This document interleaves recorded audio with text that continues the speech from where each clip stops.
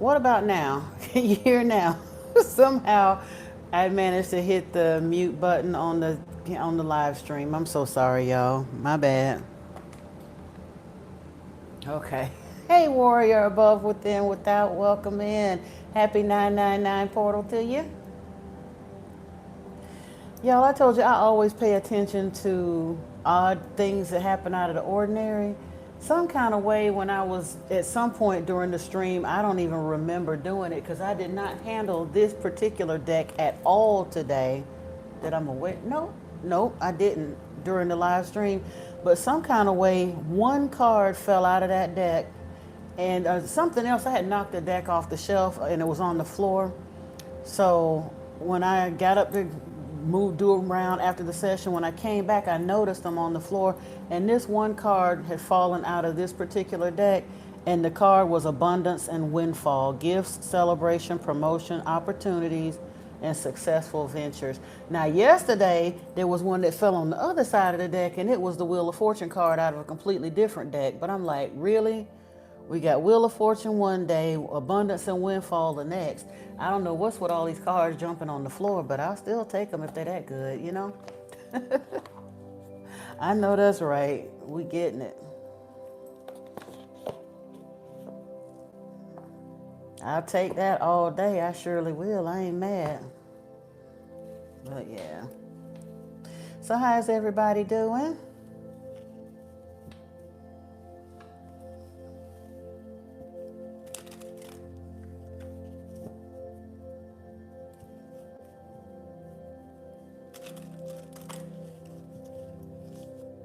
Anything weird happen in the 999 portal, or anything good happen? Weird, unusual, good, whichever, don't matter. Anything.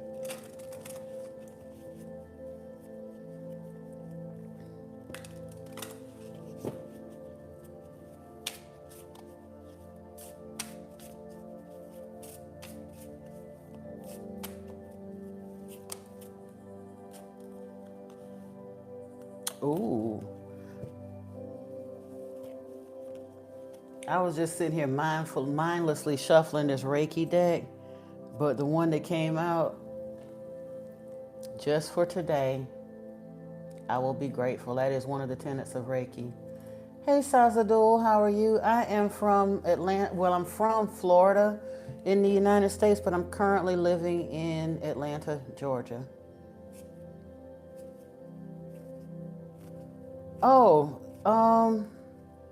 actually, I don't remember. Did I? I think I talked about it in a live stream this morning. I don't really remember that much about who I was running from in the dream yesterday, Antoine, but I actually had a different dream this morning, a snippet of a dream. I had woke up this morning. I don't speak whatever that is. Nah, I'm sorry. Hey, Dr. Strange Doom.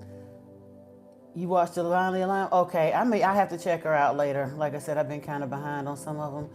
But yeah, Antoine, this morning I woke up and then I was putting my feet up and listening to something I had started listening to, and it wasn't anything scary or anything. It was one of those kind of AI stories, you know, the housekeeper was tested, her rich boss tested her, and blah blah blah and whatever. So, but I fell asleep listening to that.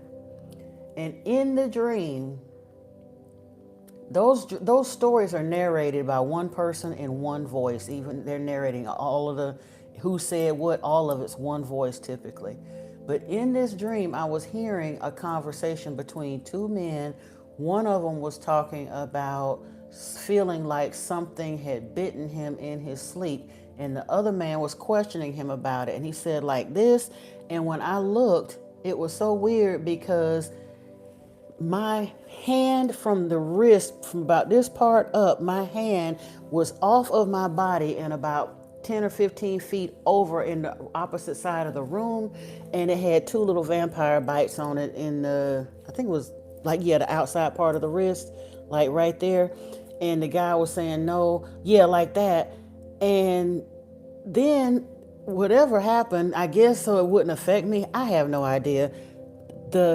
My hand was reattached on my person, but I wasn't affected by the bite. But I wound up going into a kitchen area, and it was kind of like the way it was set up. It was like my family home, but not exactly like my family home. The mud room was gone. The two-car garage that my mom had closed in had been converted to a bright, sunny type room. And I was sitting at this kitchen table and I was fussing because my current roommate in the dream, I was fussing because he had left pizza boxes all over the place, and they weren't regular pizza boxes. It was from some everywhere. Some of them were super thin. Some of them were whatever. Some of them had like onions, like dripping out of them. And he only ever eats cheese pizza, so that in and of itself was weird. But I was fussing. I'm like, if he don't stop leaving these darn pizza boxes everywhere, it's gonna have bugs everywhere. And I'm just fussing about that. Then I sat at the table and fell asleep. And when I woke up, again, I was in the dream, fell asleep in the dream. When I woke up at the table, I had kind of a crook in my neck because I had fallen asleep with my head back. But when I woke up, I noticed that Alice, the lady my sister's friend that I told you visited me yesterday in the dream, she didn't show up in the dream this morning, but she left me a bowl of bread, of biscuits, homemade biscuits. Big old bowl of homemade biscuits in a chair that was at this table. So apparently she came in, saw me asleep, decided not to wake me up, and just left the biscuits there and left.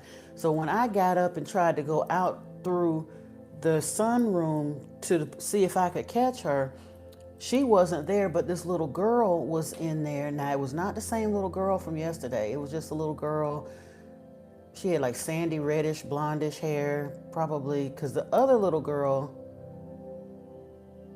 if I remember correctly, the little girl yesterday, I'm assuming she was white, maybe Italian, I don't know.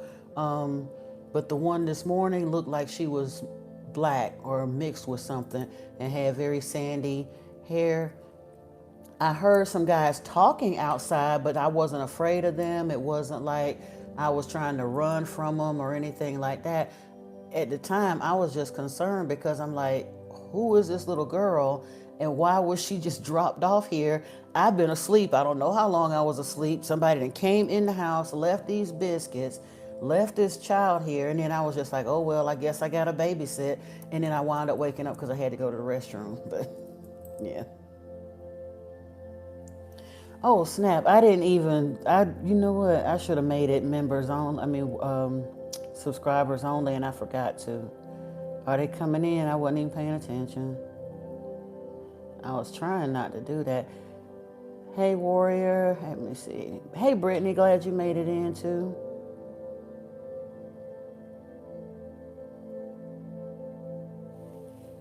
Yeah. So the ones yesterday though, the ones that I was kind of running from, and again, I'm not even sure exactly if I was running from anybody exactly yesterday.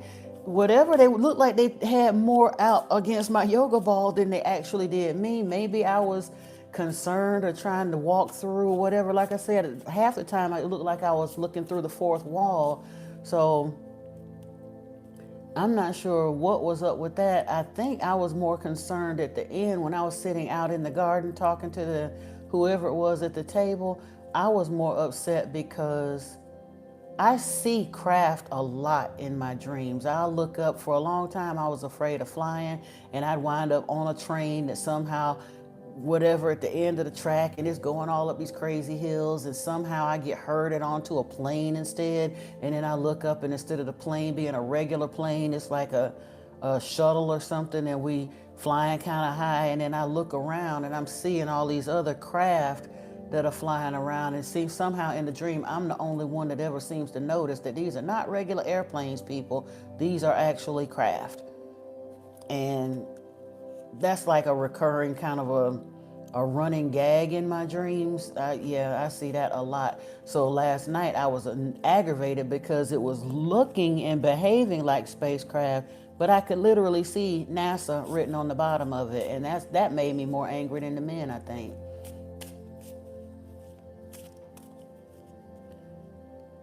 Oh Lord, have mercy. No, I'm not. I don't even know if there's such a thing. I have no idea what you're talking about a Scarlet Witch movie we were discussing. Antoine did some dream interpretation for me yesterday. And then I woke up this morning and had another weird dream. And thank you, Glove 100. I love you right back.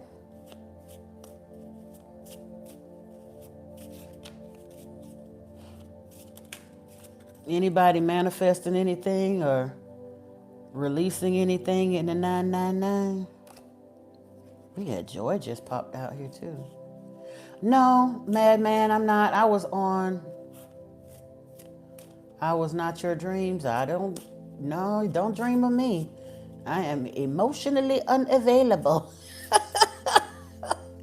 Emotionally and physically. Don't dream of me. I did readings, honestly, Madman. If you want readings, I would highly recommend that you go look on the homepage of this channel, and down at the bottom it'll say My Other Channel, and you'll see an icon for Anunnaki Oracle Priestess. I was on there literally for 5 hours today doing free readings. So if you want a reading, that's where you're going to have to find that. Oh, you've been sick. I am so sorry, my love. You know what? They make me so mad with their little hearings and stuff because they done lied to us for so long. I can go ahead and say that, Dr. Strange Doom.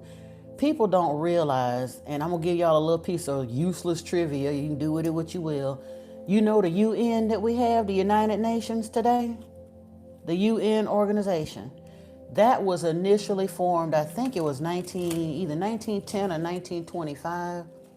That organization was formed initially as the League of Nations, and the purpose for that initially, I don't care what they say today, the purpose for them forming the League of Nations when it was first formed was to create a unified front in the event of alien attack. So they've been knowing that there are craft swarming all over this planet for at least 100 years. But every time they turn around and tell us in the news, it's a weather balloon, it's a this, it's a that, oh, the people that saw it is crazy, all those other kind of things. So yeah, they do whatever they do. What? No, you ain't got to be sorry, Madman Destiny. I got a deck in my hand. I'm just randomly shuffling because I had said at some point we might do some distance Reiki. This is a Reiki deck that I'm just shuffling, but I'm basically just doing it for something to do with my hands right now, and whatever comes out of it over time when we get ready to do the reading, that'll be what it is. But no, there's no need to be sorry about it. I was just telling you, I stopped doing Reiki. I stopped doing tarot on this channel. My other channel is more tarot intensive now. The reading that I did a pick a card reading for the collective that's on that other channel, but I also put it in a playlist that I have here called Tarot Readings. It is a public playlist on this channel, and I did add it to that. So you can see the latest pick a card that I did, but I'm not doing any live readings here on this channel anymore.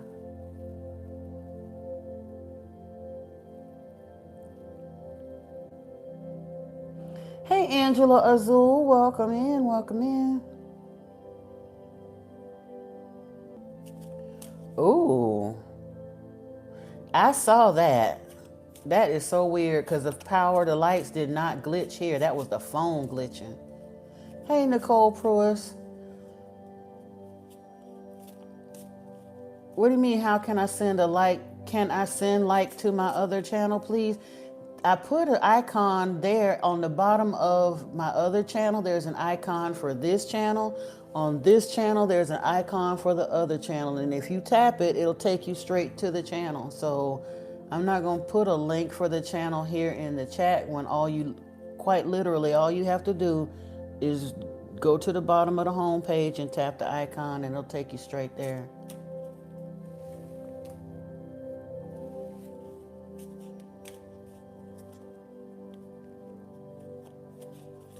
Well, Michelle Davis, love, if you feel that way, you're more than welcome to continue scrolling. There's no issue here. Hey, Lauren, welcome in, welcome in. If you don't want to be here, don't be here. But you know what is so funny? Because I was talking to someone who is very thankful to have been here. I think she might be in later, or who knows, she might be done gone to bed, but she's been searching for something, and the information that I have here. Oh, you don't have to delete them, Lauren. You can leave her there.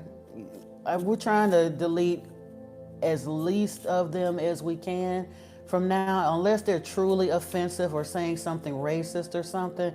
Try not to time them out and remove them. You just leave it be. Because I'm trying to wait them out a little bit and allow this band to lift. But yes, hey CC, I was just getting ready to tell them about you. This person, Michelle Davis, whatever, said that I got brain rot going on over here. Yeah, they don't. It's okay, Lauren. Yeah, cool. I appreciate it though. But it really, what CC had told me earlier, one, it humbled me and made me thankful, but I also, it gave me a moment of compassion for the trolls and stuff. So I'm gonna do my best to try to be more compassionate with them, because truthfully, they don't even stop to realize there's a reason I keep showing up in their stream. Like the man pointed out, you can clearly see if you go back and look at the amount of views I used to get versus what I'm getting now, you can clearly see that some of them hateful, whoever they are, have done whatever they need to do so that YouTube has me onto some kind of a shadow ban. Because I don't have copyright strikes or anything. They're just doing that. So if I'm still under shadow ban and I'm still showing up repeatedly in somebody's stream, you would think if they had spiritual discernment that they would understand that their spirit guides are intending for them to see what I have to say. They might not want to dismiss it so quickly as brain rot, or come in here and troll and clown and proselytize and talk crap and be ugly and insulting and all the things that damaged people do when they take it upon themselves to be trolls. They might want to look at that, especially if it keeps showing up. Because I've got some dedicated trolls. Some of them have been up in here 4, 5, 6 times. It keeps coming up in their stream, and they make it their business to come in here instead of stopping to understand, wait a minute. This lady, of all the hundreds of thousands of people, of channels that's out here that do live streams, and at any given moment there's probably at least 1,000 channels simultaneously live streaming at any point in time on YouTube every single day, every hour of the day. So if you run across a channel as small as mine that's popping up in your live stream, you best to believe that your spirit team, your guides want you here for some reason. You just really should understand that.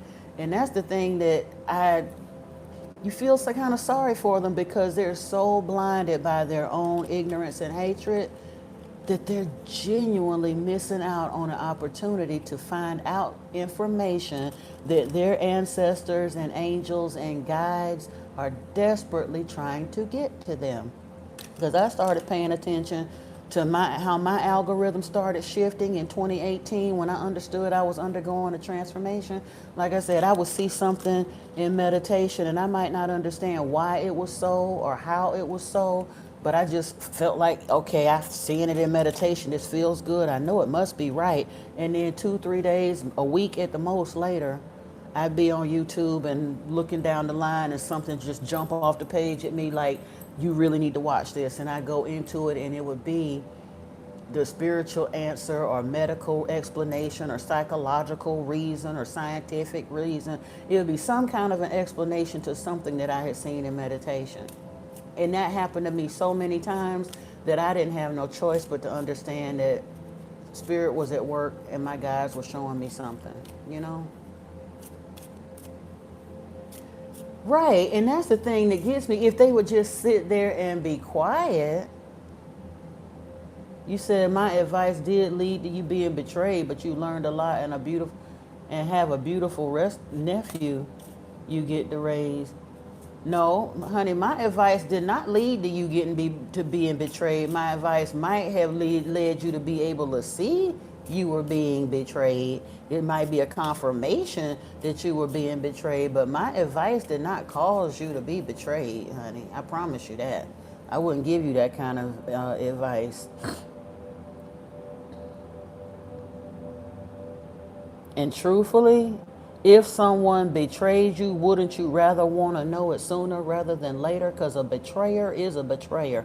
I'd rather know up front than to think that they're okay and I'm happy go lucky and all the rest of that, and then find out later on after they done took everything. Jalal, you same could be said of you, my dear, because you have no idea what I'm talking about. I have not said one negative word. I ain't even said nothing about no tarot, nothing else. I'm in here talking about love and light and having compassion for trolls just like you. And you jump in here and talk about I'm the devil? Really? That would make you the devil, wouldn't it? That part. Hey, Nicole, welcome in, and I thank you. You don't even, you have, leave him alone, Antoine, because guess what? If he stick around here long enough, he gonna learn something. He ain't even been on here long enough to know whether I'm telling the truth or not. It's an ignorant person to decide that I'm a liar, and he honestly ain't been in here more than 5 minutes at all. I am connected because I made it my business. Again, this person that wants to call me a liar, they don't know how many hours I spent, and I had to ease up on that, but when I really, really went in on that connection thing, there were times when I used to spend 3 or 4 hours a day in salt baths and meditation, 3 or 4 hours a day outside doing breath work and barefoot meditations and all of that. 4 or 5 days, 4 or 5 days fasting at a time, all that kind of stuff. I'm not a pathologist, sir. I'm not no kind of a medical practitioner, sir. But why don't you go on and go? If you don't like what's happening here, all you have to do is scroll. Hey, Paul, welcome in, welcome in. There's plenty of folks here that want to be here. If you don't want to be here, why would you waste your precious time? But again, as small as my channel is, if I'm popping up in your feed and it got your attention, Antoine, you don't have to keep deleting them, honey, because all they're doing, they do that so that they will continue to cause us to be statistically timed out. You don't have to keep deleting them. Let him sit there. He's just silly. He'll be all right. Hey, Michael, welcome. If they're not being truly hurtful, I don't care if they talk about me. Like I said, I'm trying my best to show them a little compassion because they truly are damaged people. They really are. They're just damaged people. So I'm trying to show them a little more compassion. If they're being racist, then truly offensive in that case. But if they just talking about me, that's fine. I don't, because I'm confident enough and comfortable enough in who I am. So what, he called me a liar. Like I said, how can he know I'm a liar? He ain't even been in here 5 minutes to know what I'm talking about. I ain't even said nothing profound. We just sitting here having a conversation back and forth. Again, this is somebody with a child's mind. So what we're gonna do, Jalal, is you're gonna be ignored. Now, if you continue to spam, again, they got the trigger finger and they want to get you out here. I asked them to give you a little grace, and we're just gonna ignore you because the way you're behaving now is really, really ignorant. You wouldn't show up in real life and behave that way because you would know somebody would pop your little cowardly self slap in the mouth. That, like, what's that Mike Tyson say, social media that made y'all way too comfortable by being rude. People done got to where they don't get no consequences. They don't get punched in the face. He don't know nobody that's a liar because he ain't listened long enough to find out what's going on. I haven't said anything for anybody to call me a liar for in here today. We talked about the 999 portal. I read one card here that says, just for today, be grateful. That's one of the tenets of Reiki. Why would anybody that's got any real sense have anything negative to say about just for today, be grateful? That's love. What does the Wheel of Fortune mean to me, Michael? Hold on a second. Because you keep coming in here saying the same ignorant thing over and over. You talking about you just said a word only, but you said it about 4 or 5 times, which is disruptive to the rest of the people. Sit down and be quiet or leave. That's all they're asking you to do, Jalal.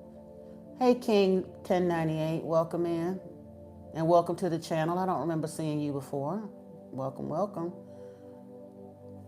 Michael, again, if you want a tarot discussion, see me when I'm doing tarot on my tarot channel, Anunnaki Oracle Priestess.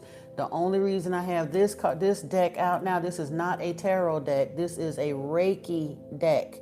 And I'm casually just shuffling it for busy work in my hands, because once the trolls have had enough and leave, a little bit later in the stream, we might be doing a live Reiki session for those who are open to Reiki healing.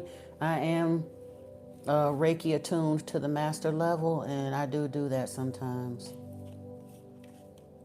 Hey, Storytime, how are you? Welcome in. Everything is well, Miss Stephen, definitely.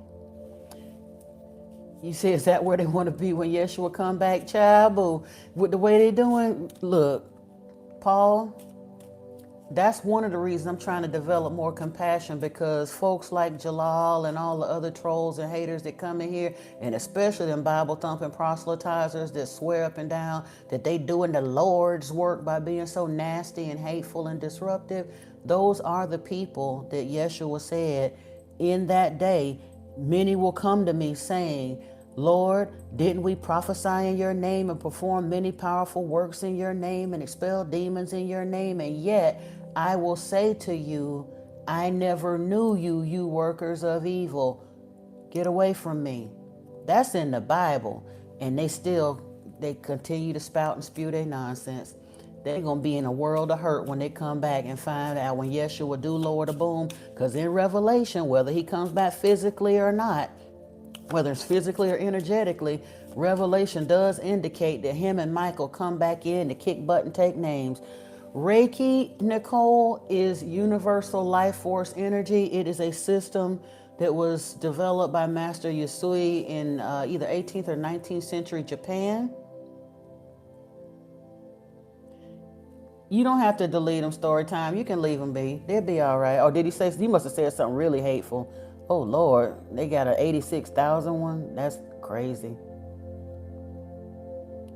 But it is basically, we all have energy that flows through our energy centers to some degree. If somebody is aware of that and clears their energy centers and have what we call an attunement, not only can they can flow that energy to people for hands-on healing and I hate to call it healing, because truthfully, healers don't genuinely heal anything. A healer holds space and knowing for you, if you're open to to receive that kind of energy. Energy is quantum. Time, I mean, we're all connected through the unified field. So truthfully, whether we're in the same room or not, if you are open to receive that kind of energy, it can flow to you and through you. Some people feel it, some people don't. The last time I did a group Reiki session here, a lot of folks said they really felt it and felt positive results.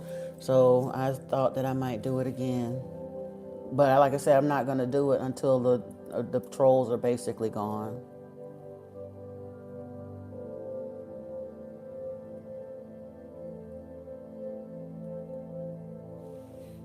How is he going to get me in trouble? Because I wasn't fixing to, I was getting ready to just ignore him. I'm not even talking to him no more. I don't know what the other one was. He must have said something really bad that would have got us in trouble. Because I didn't see it, so that's fine.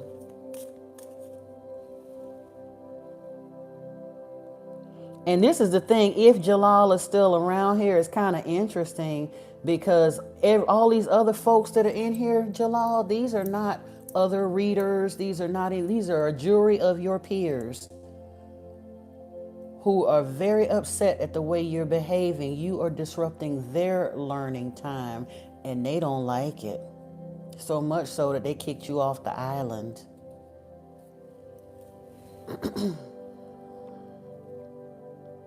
Your chakras are dusty. Bro, 100, it's all good. I understand. Hey, Ryan, thank you so much. Appreciate you. No, you ain't sounding weird. I appreciate it. Um, you could be madman. I mean, typically with Reiki, there is the idea of actually of initially being attuned by someone else. It goes like through generations of masters to whomever. And when I say a master, it's a really informal type of thing here in the US. Excuse me. Once I ever get to Japan, I do intend to study under a Japanese Reiki master, but I was attuned and certified, as you want to call it, by someone here in Atlanta. But it does awaken something in you so that you can basically just focus and channel the energy a little better. But they didn't cause the energy, because you're right, you can feel it anyway. In around 2011, 2012 or so, when I had like a kind of a soft, spontaneous Kundalini awakening, if you will. It was rough. It felt like an engine idling rough, genuinely. But from that point on, like you said, I mean, if you rub your hands like this and then bring them back in close proximity to each other, you can typically kind of feel that energy play in there. You'll understand. But when you make the effort to genuinely like clear all your energy points, and you tend to clearing your vessel and all of that, and learn how to use the symbols and all, then you can channel and you can harness and channel that energy with more intention. That's all.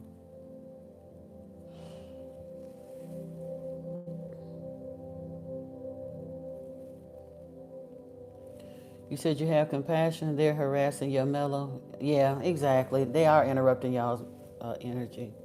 Hey, Kalina. Sorry, I didn't realize you were here. Hey, Realize Reality. Welcome in. And Glyphic Essence. Hi. Welcome. Oh, no, you. Never mind. That's Antoine's message. I was like, what in the world? Okay.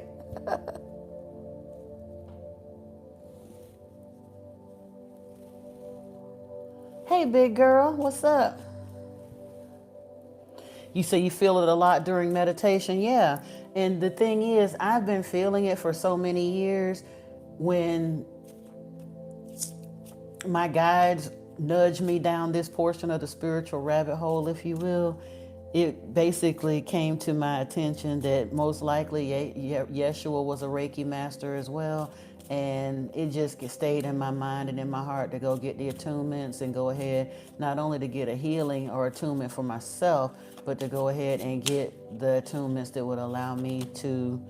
Oh, y'all, I said that, and the card that flipped out was Jesus Christ. I promise you. See, that's what I be talking about. That's the kind of stuff that happened to me all the time.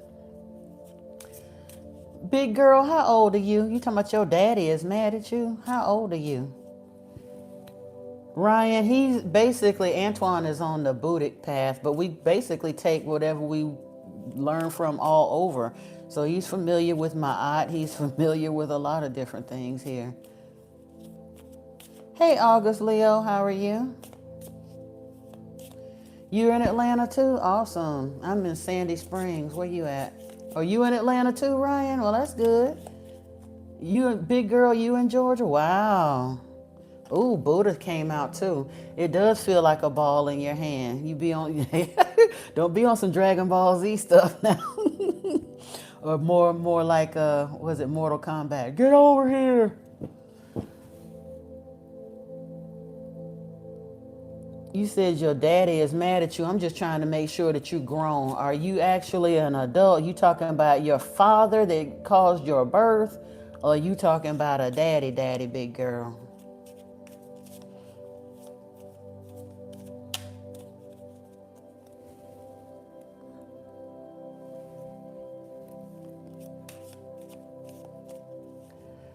Madman Destiny, if you really, I'm not entirely sure I've had a full Kundalini experience, because whenever I did actually to some degree I have, because my crown chakra has been open at some point. Um, but at first I tell you somebody that can help you if you want to make sure you get it open, in my opinion. Mantak Chia. Look at his work. Because I don't know how I managed to lose that book. I probably let somebody borrow it and they never gave it back. But there's a book called Healing Love Through the Tao. Well, that's the female version. I can't remember the men's book, but it teaches you how to do like the solo breath work and the upward draw and all of that stuff, to the channel locks and all. And if you continue to do that, trust me, you're gonna start feeling some energy moving, because they start at the base of the spine and teach you how to do the energy draw, to pull that energy up and all the way up. But I used to get to a point when I was in meditation, it would kind of get stuck around my heart chakra. But that hasn't really happened that much anymore. I have had a few times when I sat in meditation till literally my soul star chakra was open. And eventually the guys basically like, okay, you need to shut it back down and ground now, because I started getting kind of too far up and out there. That's not every time, but it has happened before.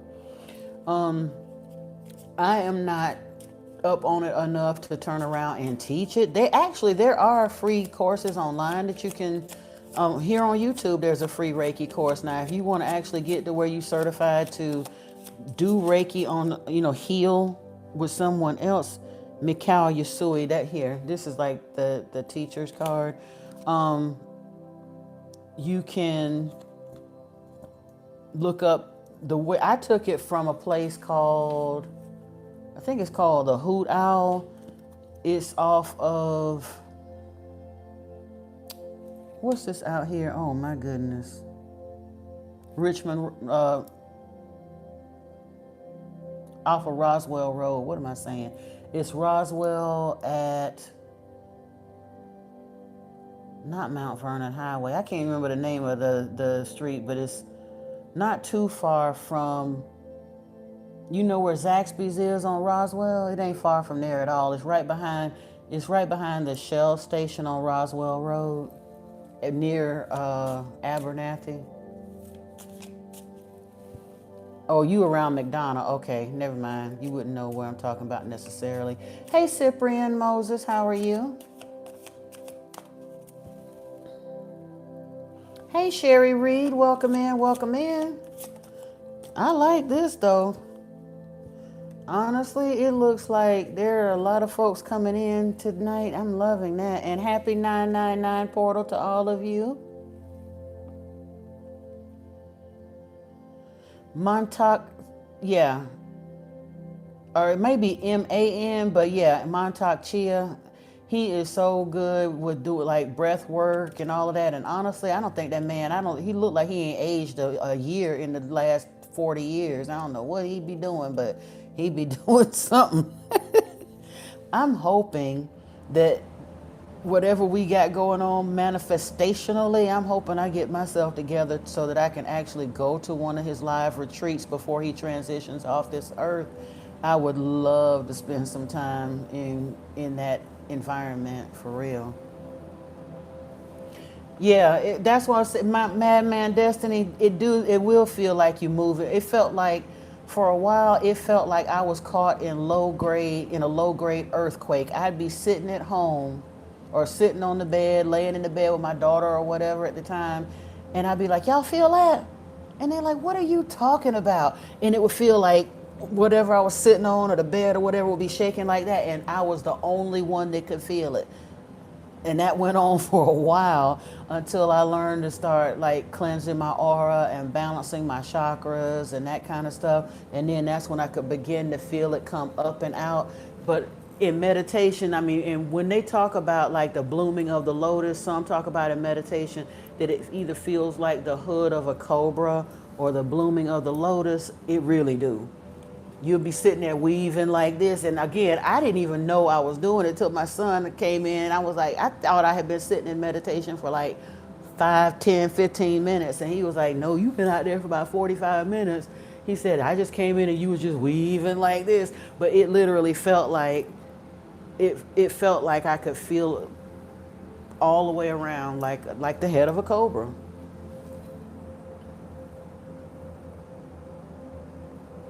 Yeah, I don't feel much in the legs either. You would have to engage your Earth Star chakra, like start from there, and It typically starts from the base of the spine because that's where the Kundalini is housed at. I mean, the Earth Star is there for our grounding, but the stuff that aligns our chakras kind of start at our base chakra.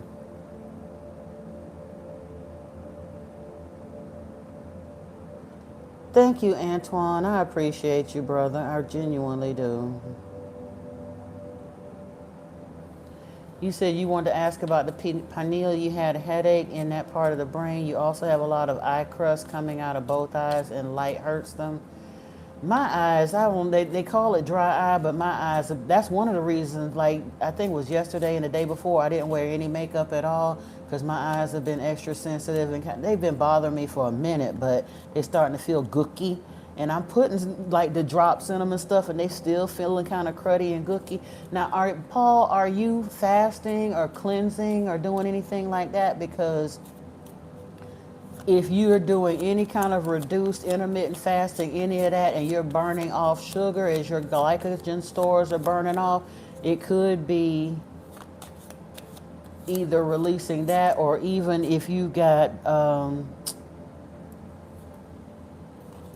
let's say, organisms in your body that are missing that sugar, that could be part of the reason why you're experiencing so much of that. Um, the pineal and the headache thing, though, if you recently stopped using fluoride toothpaste, or you started using some of those things, the Ormus or the go to cola or anything like that, to um, decalcify your pineal gland, that might be why you had a little bit of a headache there. Or it could be happening naturally. You might not be taking anything. It could genuinely be part of the upgrades and downloads that you're receiving during this time. Just do pay attention now. Don't, if the headache gets intense or it continues, don't continue to ignore that. Go to the doctor if you feel you need to. But if it's just a gentle thing and it just came through and it wasn't that bad and it went away and it was just like a one-time thing or a very seldom thing, it very well could be um, your pineal activating, like for real.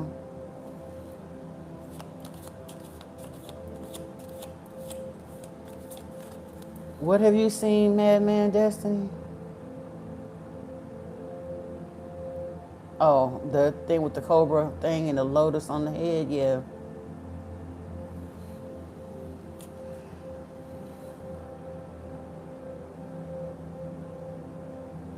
Honestly, Cece, I think when the more you tend to, like I said, the chakra clearing, the breath work, definitely look up Montauk Chia's work, because he teaches you how to do, basically, if you can do a Kegel exercise, it's like a glorified Kegel. You're doing the breath work, but you're holding that lock at the base of the perineum, and eventually, now we're going to be grown. If there's any children in here, I don't know what to tell you. I'm not going to get graphic, but I am finna be grown. The same is true for men or women. If you're trying to raise your Kundalini as you're doing breath work, and I would imagine either box breathing or infinity breath would be useful for this kind of breathing. Just something that's going to be steady that you can kind of pace with, and once it gets going, you ain't got to pay too much attention to it. But as you're doing that, the same thing, there was a Kegel exercise, or like say, the muscles that you would use in the floor of your pelvis if you're trying to stop yourself from peeing. Engage those muscles. Not so tight that it winds up hurting. Do it where you can actually hold it for a few minutes. But as you do that, after a while, you're going to hold that. And as you hold it and breathe and hold it and breathe, eventually you're going to start to feel it pulsing. Not in any kind of sexual way, but you're going to start to feel that pump. And when you do that, still continue to hold it. And eventually, as you're doing that breath work and that you start to feeling that pump, you're going to start feeling that energy moving up your spine. It's going to come right up through those chakras. Now, again, I highly recommend doing the aura cleansing bath and all of that. You can do chakra meditations. There's frequency music you can listen to do a chakra tune up before you start doing this, because if your chakras are not in alignment, as you start trying to raise that Kundalini, it's just going to get stuck in whichever one is not in alignment. So I would recommend doing the chakra tune up first before you try to open the Kundalini. It'll make it so much easier for you. And for sure, the barefoot grounding is going to help and make that easier for you as well. But yeah, when you do that breath work, like I said, hold that group of muscles, male or female, it does not matter. You hold that perineal muscle until you start to feel that pulsing and just see what happens through the breath work. Madman Destiny, the numbers. If the numbers been chasing you, bro, you know what? There is, hold on. I want to read to you what it says here in the Lightworkers Oracle, because they talk about this in here. Because I got chased by, man, in 2017. It started out with the 111, 222, 333, 444. Then it went to the 4 digits. Then it went to the sequential numbers 567, 789, and then it went to 4455, 2222, 1112, and after a while, I'm like, all right, already, spirit, with the damn numbers. But your guides are trying to get your attention. So anytime a number genuinely just grabs your attention like that, you got a phone in your hand. Type in Google whatever the number is, angel number meaning. So if you see 567 and that really got your attention, look it up. If it's 2244, look it up. If it's whatever it is, take a moment and look it up and see what the message is, because they be trying to get your attention. But 1111, messages in the numbers, I ain't got to find a card for it. It says, though, the universe is speaking to you through numbers, from 1111 on your phone to the repeating number patterns that catch your eye. Information is being transmitted from the creative universal intelligence into your cellular awareness. You may feel energetic healing as you receive these transmissions of number frequencies. Numbers are energetic medicine. They are particular frequencies in a universal language of love that helps heal and guide you. There are no negative numbers. Healing vibrations of numbers are working for your soul now. Which numbers do you notice most often at this time? The frequency of the 1 is about beginnings, taking the initiative, believing in yourself, and accepting a leadership role in which you step ahead of the curve beyond the consciousness of those around you to guide the human race forward into love. The frequency of the 2 brings healing around partnership and allows you to be helped by others, particularly in relationships. Whether business or personal, the 2 indicates more can be gained by working with another. The frequency of the 3 indicates a time to learn, write, teach, or develop new ideas, collaborate with others, and create win-win situations. It's also the number stamp of the Ascended Masters, particularly multiple 3s. 33 is Yeshua's number. So if you see 33 or 333, that's literally Christic energy jumping out at you, affirming their connection with you. The frequency of the 4 brings angelic healing, divine order, and an influx of energy into the physical plane. It's a get things done energy, which can help you materialize desires. More than 1 4 in a row means the angels are speaking to you. Call upon their loving assistance to help you manifest your divine destiny. The frequency of the 5 announces change and acceleration. An issue is resolving. Transformation is happening through divine alchemy. If you see a 5, let go. Allow what is happening to happen. Trust in the goodness behind all unfolding in your life. The frequency of the 6 is love, money, beauty, and abundance. Many people are afraid of the 6 vibration, especially multiple 6s, which some teach are a sign of evil, but it's not. There are no negative numbers, however. The 6 is a sign of material abundance and healing of prosperity, love, and romance. And no wonder then religion teaches us that 666 is the devil's number, but truthfully it's not. But again, Yahweh don't want those who directly, knowingly worship him as Lucifer or Satan. Yes, he wants those to prosper. But those who are out here just on the humbug, he don't care if we don't prosper or not. So he teaches people to be afraid of 666, or religion has. Yeah, it's interesting. The frequency of the 7 indicates healing ability, channeling of spiritual wisdom, and the sage or the teacher. It is a sign to accept what makes you unique and to balance your social life with restorative solitude. If you've asked about your life mission, the 7 indicates it is, at least in part, self-healing and very likely the healing of others too. The frequency of the 8 asks you to step into leadership that is not apart from others but amongst them. Others may look to you as a role model or authority figure. Accept this with humility and remember to encourage others to find their own power. The frequency of the 9 is a highly spiritual energy indicating blessings, compassion, and an ending of a cycle. Yes, happy 999, y'all. It comes when resolution of unfinished business is taking place so a new cycle can begin in due course. It also indicates the Christ consciousness and can be a message from any master that resonates with that energy, reminding you to trust your heart and ask for love to bless and assist you. The frequency of the 0 is a divine wild card. It amplifies the energy of the other numbers and places a divine stamp behind it. Any significant number accompanied by a 0 is a message direct from the universe. It is the divine saying, I am sharing something true and special with you. Take note, for I am with you. So, yeah.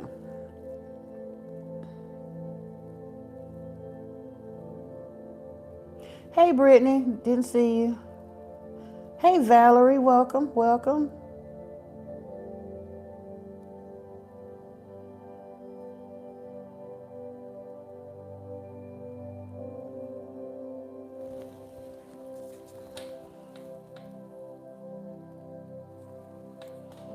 I don't know what big girl talking about. I just wanted to make sure that there was an actual adult because she said something about her daddy was mad. I ain't know what that is. Hey, Greg, guitars and stuff. Welcome in. Cece, welcome back.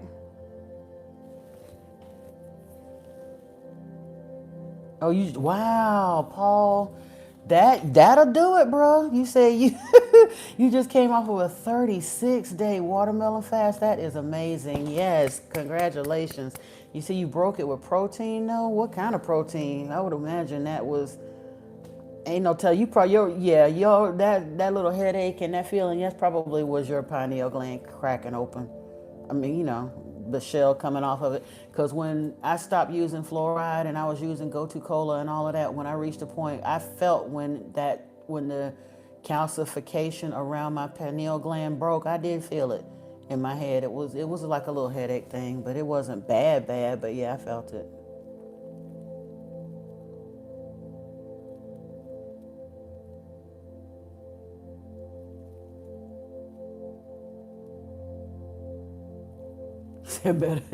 Ain't no metaphor, it's a metaphysical barbecue.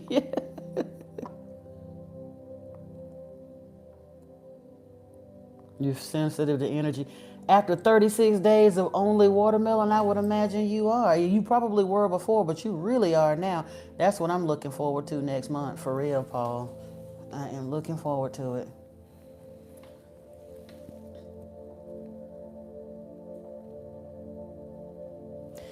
Okay, big girl, anyway. I, I, I'm going to ignore that because you on some foolishness. You might want to stop clowning and actually listen to what's happening up in here.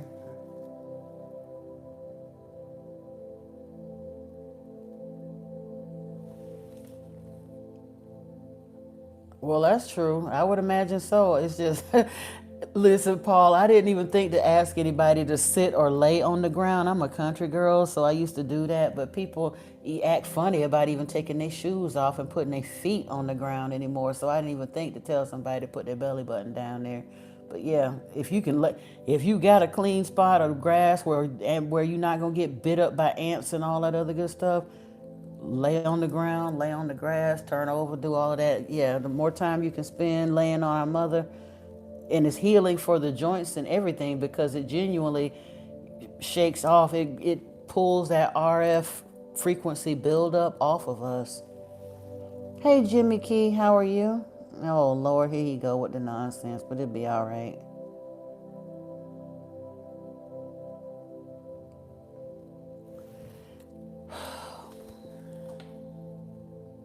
Hey, Environment, how are you? Welcome.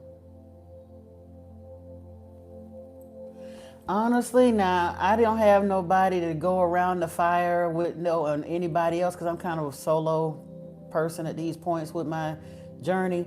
But me and that yoga ball, I put on music and I would get out there barefoot on the yoga ball so that I could just kind of get, when I get in that zone, I can move and sway and feel free, that I'm not having to be conscious of the standing, because it's ants out there real bad where we live. I mean, they're not, all of them aren't biting, but yeah, but I do that. And so I'm like not genuinely dancing in a circle, but I do kind of do the yoga ball thing.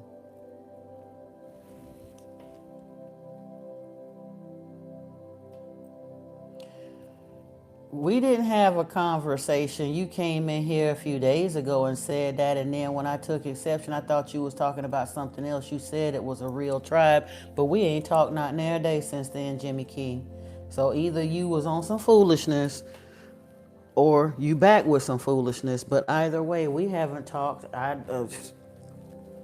Because the only conversations that I've had outside of the group chat in the group is one brief conversation with Robin and another one with Cece. So I don't know what you talking about.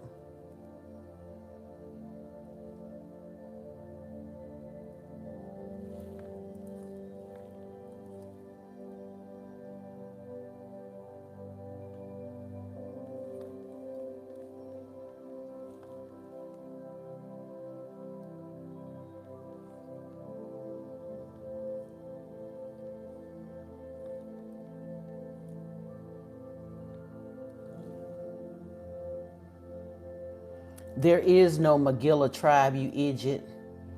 Exactly. So that's what, again, I tried to give you the benefit of the doubt, and you so damn brain simple that you come back in here with that same tired ass joke a whole week later. Get a life, do something. It ain't cute. Y'all ain't got to get rid of him. We just gonna ignore him and Big Girl because they both stuck on stupid and we ain't got time for it.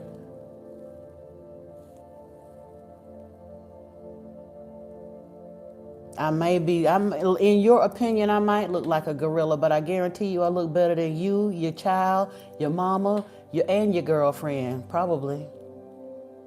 Because only truly soul ugly people come in and do stuff like that to strangers. You don't know me from a can of paint.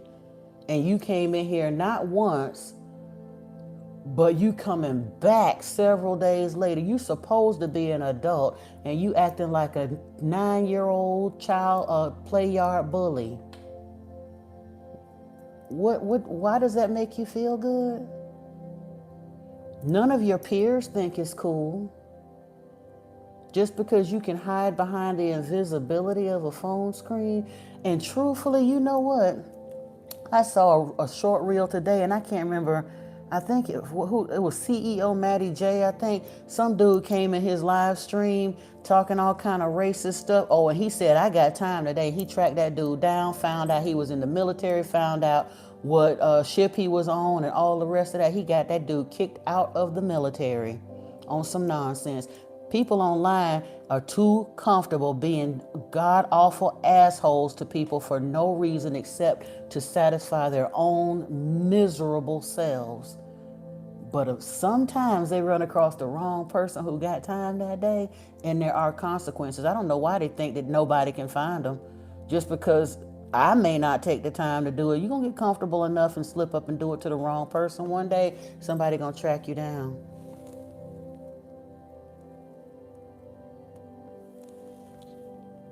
Hey, Unique, how are you?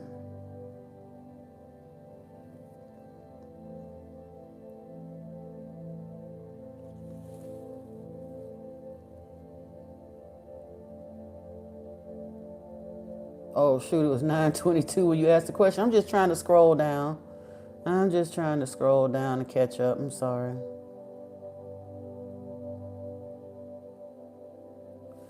You sent this link to a person. What is the time for you subs to talk? You just sent the link to a person on your WhatsApp? I'm not sure. I mean, whenever they want to, I'm gonna probably get off of here by 11 for sure, because I still got to do the release ceremony for our stuff while it's still 9.99, I'm going to go ahead, our intentions that we set Sunday, I'm going to burn them tonight. They've been sitting under the moon water and under the ceremonial money, and I'm going to pull them out and burn them with some more ceremonial money tonight.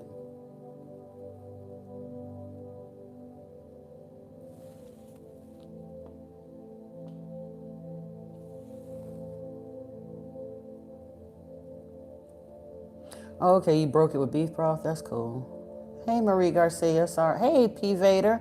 I'm so sorry. I'm so far behind. I was about to say, if he ain't Hindu, cow ain't nothing but a burger, Antoine. I'm so sorry. I don't eat a lot of beef anymore, but yeah, I done tore up my share in the day too. So yeah, and honestly, that's the thing that now there are certain animals that I don't have any desire to eat just because of my Western raising, but I am very well aware that horse, cow, chicken, elephant, pig, all of that, it's all the same. It really is. Now, do I want to eat maggots and crickets? No, I do not. Do I want to eat capybara? No, I do not, because that's a big behind rat. But other than that, truthfully, it's no different eating one than another. But that's, like I said, that's my personal thing just because of where I was born. If I grew up in a culture where guinea pig was a delicacy, I would think guinea pig is a delicacy. I just don't want it now because I'm old and set in my ways. Oh, you're so welcome, Paul. You're very, very welcome. And you say you're feeling good, you feel the intentions, that's good.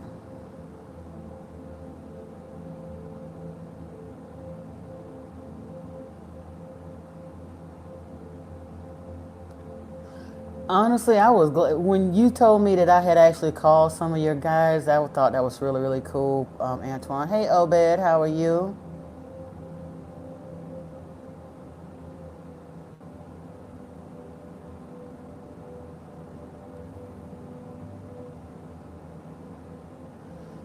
You right, madman. Again, I just honestly, 999 is a completion of a cycle. Today is 999. This is September the 9th, and it's the year 2025. So if you look at 4 plus 4 plus 5, that is a 9.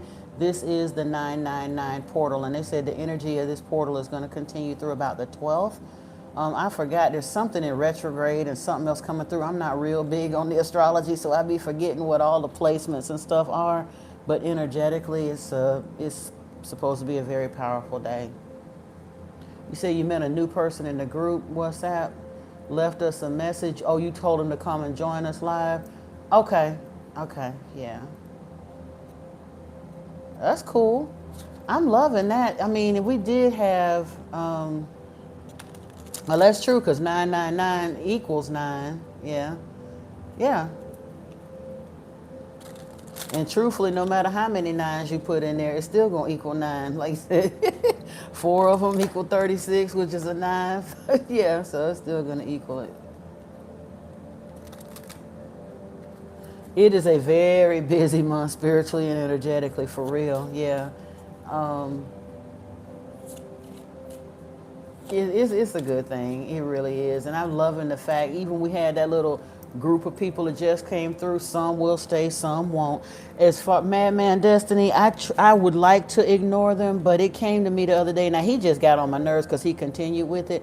I'm going to try. I really am trying to be more compassionate with them because they don't even realize. I was talking about this earlier, the fact that I keep showing up on their stream, or for whatever reason their demons keep running them up in here to my live stream, they should understand on some level that their angels and guides are also bringing them here for a reason. It ain't just their demons. There's a reason why. Because why else would you waste your time being in a live stream for something you don't believe in and don't like?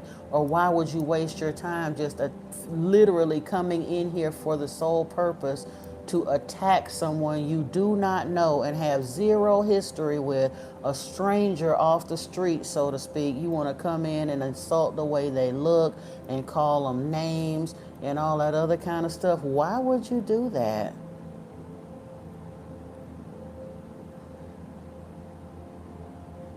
Yeah, full moon 5 night in a row. That was, yeah.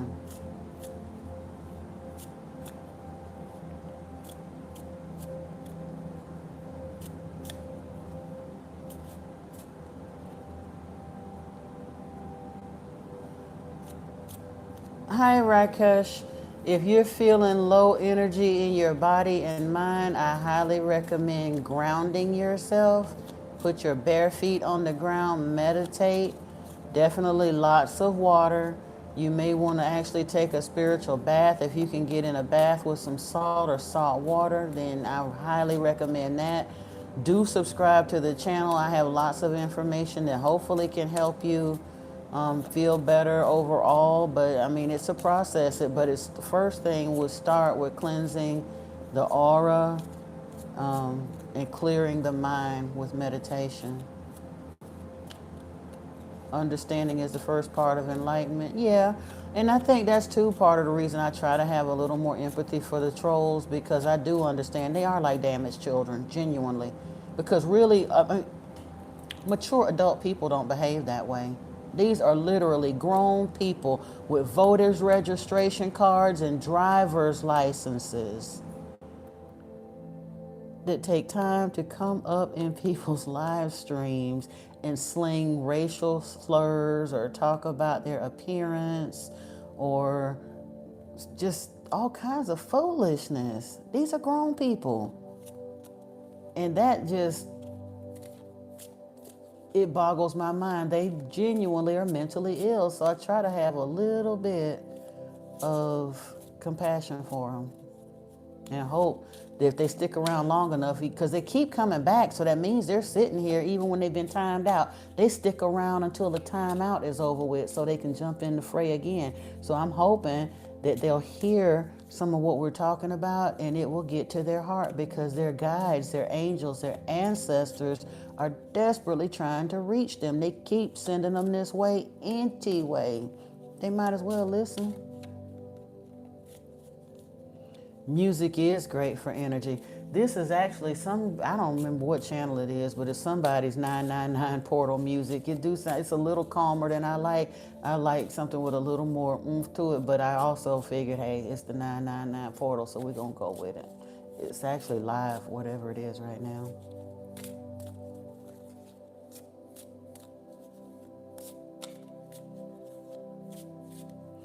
Yeah, and I mean, you say I got a power that can't be ignored, because it was like I was telling somebody else. They were like, why is it some dude was coming in here and wanting to doubt me as a reader or whatever, and he had admitted by himself that for over a year he scammed people. He did not have any intuitive leanings. He did not believe in intuition. He didn't do anything. He used Barnum statements or whatever he was talking about to swindle and hoodwink people and took their money for it, but had the nerve to come in here and criticize me for being a free tarot reader.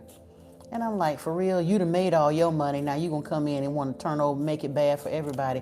But the difference in him and me is I am sincere. And I didn't set out asking nobody for nothing. Now, there are times that I will charge for readings, but I'm probably one of the least expensive tarot readers you're ever gonna find. But every single time I sit down to this desk to handle my cards, I start with a word of prayer to my guides to ask not only for their protection and their direction, but to pull me out of the way so I can be a clear vessel for spirit. That's the difference. That's one of the reasons that I'm as accurate as I am. Now, do I have all the answers? Do I always know how to see them? No, because some folks come up with some complex stuff that it take me a minute. I'd be sitting there kind of scratching my head trying to figure out exactly why these cards came out the way they do. But before we leave, we're going to get some clarity, because I'm going to keep going until I do find it. I thank you. I appreciate that, Madman Destiny. There's some good ones here, though, but I feel you. I know what you're saying, though, because the reader has to resonate with you. And if tarot really ain't your thing, if you were led to a reader, then you kind of stick with that reader. And I don't blame you, because at first, when I first was led to tarot, I was led to a specific reader, and I stuck with him for a minute. He's a very different kind of reader. It kind of scared me a little bit, but once I got the messages that I was supposed to get from him, then I just paid attention, and I wanted to learn tarot. And then my guides took me to a few other, but I can also say over the years that I've been doing tarot, just like I've been led into a lot of collectives, I'll get whatever messages I'm supposed to get from them, and I'll be turned around, I'll be led right back away from them. There's only a small handful of readers that I've been with like consistently for a couple years. And even then, all of their readings, every reading they do don't resonate with me. And I don't even have time to sit around and look at everybody's readings. It was, when I was searching for answers, it was convenient. And then I reached a point, because I'm in a long distance situation, I would watch them for entertainment, because I just love those feel good messages about what was coming in for me and my loved one and all the rest of that. But then I also realized that was a little bit of a crutch, because like I said, I don't really need those answers at that point. I still tap in occasionally, because that, like I said, it's one of my preferred forms of entertainment, if you will. But I got work of my own to do now for my collective, so yeah. Yeah, I was over consuming. Yeah, because at that point, I wasn't looking for answers. I wasn't even looking for confirmations. I was getting confirmations left, right, sideways. Like I said, I've had readings that had so many, literally I sat down with a notepad and took 5 pages of notes off of one reading. I had over 36 points of confirmation. So at that point, how many times does Spirit have to keep telling me the same thing? I need to turn that off and go do something with my life, because at that point, I'm just turning it into idle entertainment then, because I done got confirmation after confirmation after confirmation for months on end. And yeah, I don't need 1,001 confirmations before I believe it. So yeah.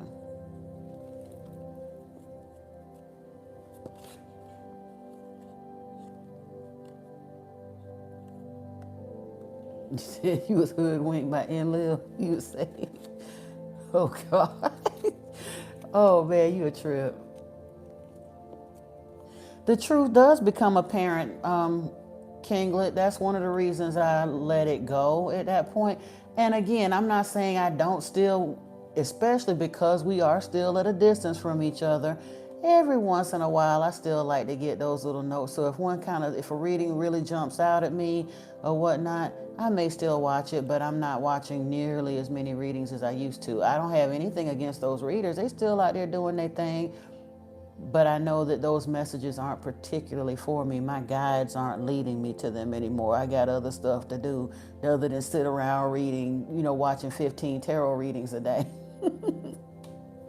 It's for reassurance, especially, like I said, for people that are in situations where or you've seen a windfall coming in, or some kind of a miraculous angelic healing coming in, but it hasn't come in quite yet. And you don't want to sit around wondering and begging and Lord, is it, or whatever. It's comforting to get those confirmations. So I'm not saying there's anything at all wrong with them, but in my case, I was just, like I said, I was really literally overdoing it and watching so many readings that it was genuinely keeping me from doing anything else during my day. So I had to let some of that go. Spirit said, you done watched enough reading. Now sit your butt down and do some readings for somebody else. It's time for you to go to work. You spending your work time watching other people's stuff. You don't need to watch no more readers. You are a reader. Get over there and do your work. So I had to let them go.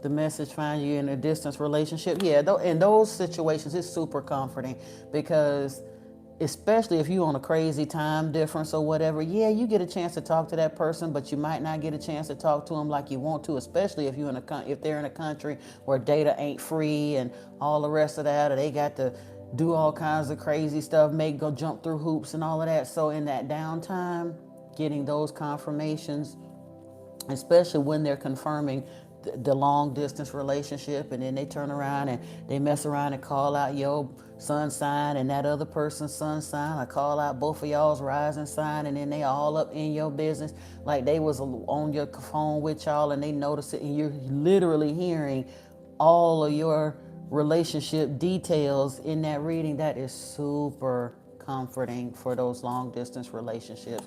And like I said, bless all the brothers and sisters that brought me messages. And that's one of the reasons when especially in this, I know some folks ain't necessarily manifesting love in the collective, but then again, some folks are. And yeah, I love doing that because I don't know if the message is for somebody that's in the collective right now, or somebody that's going to see that message a year from now, or somebody that's going to see that message 5 years from now. But I know they're going to see it when they need it, and it's going to bring them comfort. So I enjoy doing them. I really do. You said, Madman, you've been having nightmares about rejection and dreaming about your twin, but the numbers and how crazy this year has been, there's no way your twin story is over yet. It may not be, because, honey, the twin flames, here's the thing. The twin flame journey is often not comfortable for a lot of people because it's more about our own personal healing than it is the other person. You're not going to come in harmony. You're not going to come in harmonious union with your twin until you come in harmonious union with yourself. The twin flame journey is just a spiritual journey. And that's the reason why it's so uncomfortable, because a lot of people get caught up in the attraction to the twin and they try to push the envelope to be in union too soon. And that's why you wind up with that runner chaser thing going on, because one or the both of you are still healing. And if you try to come together in that state, you're bringing drama and trauma from the last stuff that's supposed to be being purged out, but it ain't. And you bring it into this, and then it becomes kind of a mirrored situation of what you was desperately trying to manifest out of your life and run away from. And then you start wondering, is this really the one? And it becomes a whole lot of nonsense. That genuinely long distance relationships for twins, in my humble opinion, are better because they get a chance to heal and ascend in separation. They're together because it's beautiful and wonderful, and it's somebody there to talk to and a beautiful friend and all of that without getting the sexual entanglement. That becomes the physical component, becomes a distraction. They can put a stick in your spokes of your wheel if you come together too soon. Twins need to heal apart so that they're not bringing all of that crap that they were supposed to, all them karmic lessons that they was both, because whatever you got going on, it's a good chance your twin had the same crap going on in their life. And it's better for both of y'all to heal that mess in separation so you're not bringing that crap into the new relationship, because other than that, that twin flame relationship gonna wind up looking like all the rest of them karmic relationships that you had to wade through to get to the twin, and you don't want that.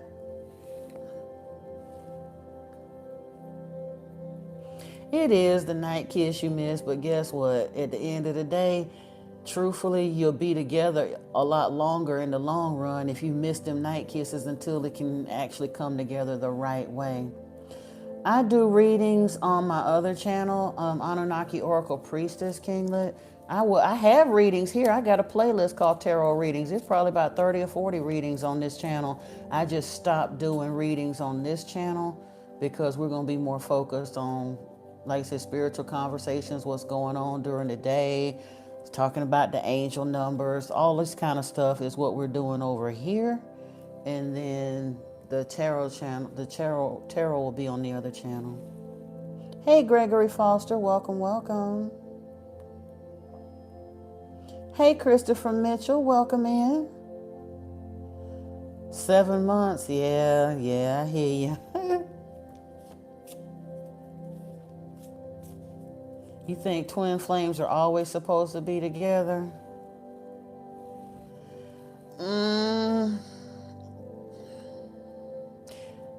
But listen to what she said, Brittany. You said you heard a lady say they're meant to be together to heal and then move on. No. If they get together to heal, they are going to wind up moving on, because it depends. If you're looking for a real counterpart, if you done did enough jacked up, monked up relationships and you tired of that, and you finally meet this person that you think is your twin, and you get to talking to them, and you find out they done been through a bunch of jacked up relationships too, why would you want to get together too early so that y'all can heal together and then move on? Heal first and then come together in a healed relationship. When you get together too soon, you do wind up healing and then moving on, or causing each other more trauma. That's what a lot of them do. Go in them twin flame forums and twin flame readers and listen. Go read the comment section. People in there, oh, and they hurt me and this and that, and they running this, and I all thought I was gonna be this, and it ain't that, and it hurt. That's because it's still two damaged people trying to come together, and 9 times out of 10, it ain't even two damaged people. It's a female that then assumed that she just because she done called herself queen or priestess too long, she assumes that she's already healed, and in her arrogance, she wants to force him to come to heal, not even understanding that most of the time females are slightly ahead of the game spiritually than their counterparts, and she'll generally start to awaken and ascend before he does. But because she done awoken and ascended and decided that he's her twin, then she's gonna try to shove that square peg into that round hole, and of course that man is gonna buck. And then she decides that there's something wrong with him, and then it's runner chaser, or it's a false twin. That's my other favorite. Well, ain't no such thing as no false twin flame. It's just a false twin. It wasn't a twin. But these people then got so caught up in the commerciality of flinging that term around without really understanding spiritually what twins are, that it's a whole lot of people out there claiming that they're twins that they're not. They still stuck in their own toxicity, and they haven't fully healed, and they trying to make every Tom, Dick, and Harry that they run across be their twin, and it's not. It's another high-level karmic soulmate that's come across their path to test them to see if they're ready for a twin, and they fail the test miserably, and they still wind up sharing energy with that person, and all they're doing is keeping their twin further and further away from them because they haven't healed. They're trying to get into relationship too fast. There's so many people out here that once they become sexually active, they act like they're going to die if they don't have something up under them every damn week of the month. The idea of them going into a period of celibacy for the purpose of healing and ascending, oh no, they don't want to do that. They don't watch too much Sex in the City to do that. And they will continue to ricochet like a BB in a boxcar from damaged relationship to damaged relationship, and they gonna holler about all the false twin flames and all the rest of that. Nope, ain't no false twins. Exactly. If you gotta fix them, they ain't the one. You right, Christopher Mitchell. You say you want to be separated to be by yourself, yeah. To be yourself, yeah. And you may be supposed to be with her, madman. I'm not saying that they're not. Again, I'm not telling it because I got a twin. But I also realize that it's taken way longer than the average bear for us to get together. But I also had to be honest enough with myself to understand that it's taken that long because I had a lot of healing to do. I'm being called into service for something completely. It's a complete tearing down of my life and rebuilding me into something else to go into full-time divine service. The relationship is incidental. It's a gimme. It's an add-on, a bonus. But first and foremost was this spiritual mission that I've been given. And thankfully, he bought it and all of that. But we both had multiple karmic cycles to close down, including codependency, poverty, the narcissist, empath paradigm, toxic family dynamic. We had a lot of stuff to work through and shut down one by one, along with actually getting on the spiritual path, and it's a lot. So thankfully he was patient too, and he ain't in no hurry either, because I wasn't ready. I met him, but at the time I met him, shoot, I ain't even want to be bothered with nobody. I was too hurt and damaged. I'm like, friend zone, there you go. I don't know, I'm good. Because that's where my head and heart was at the time, you know?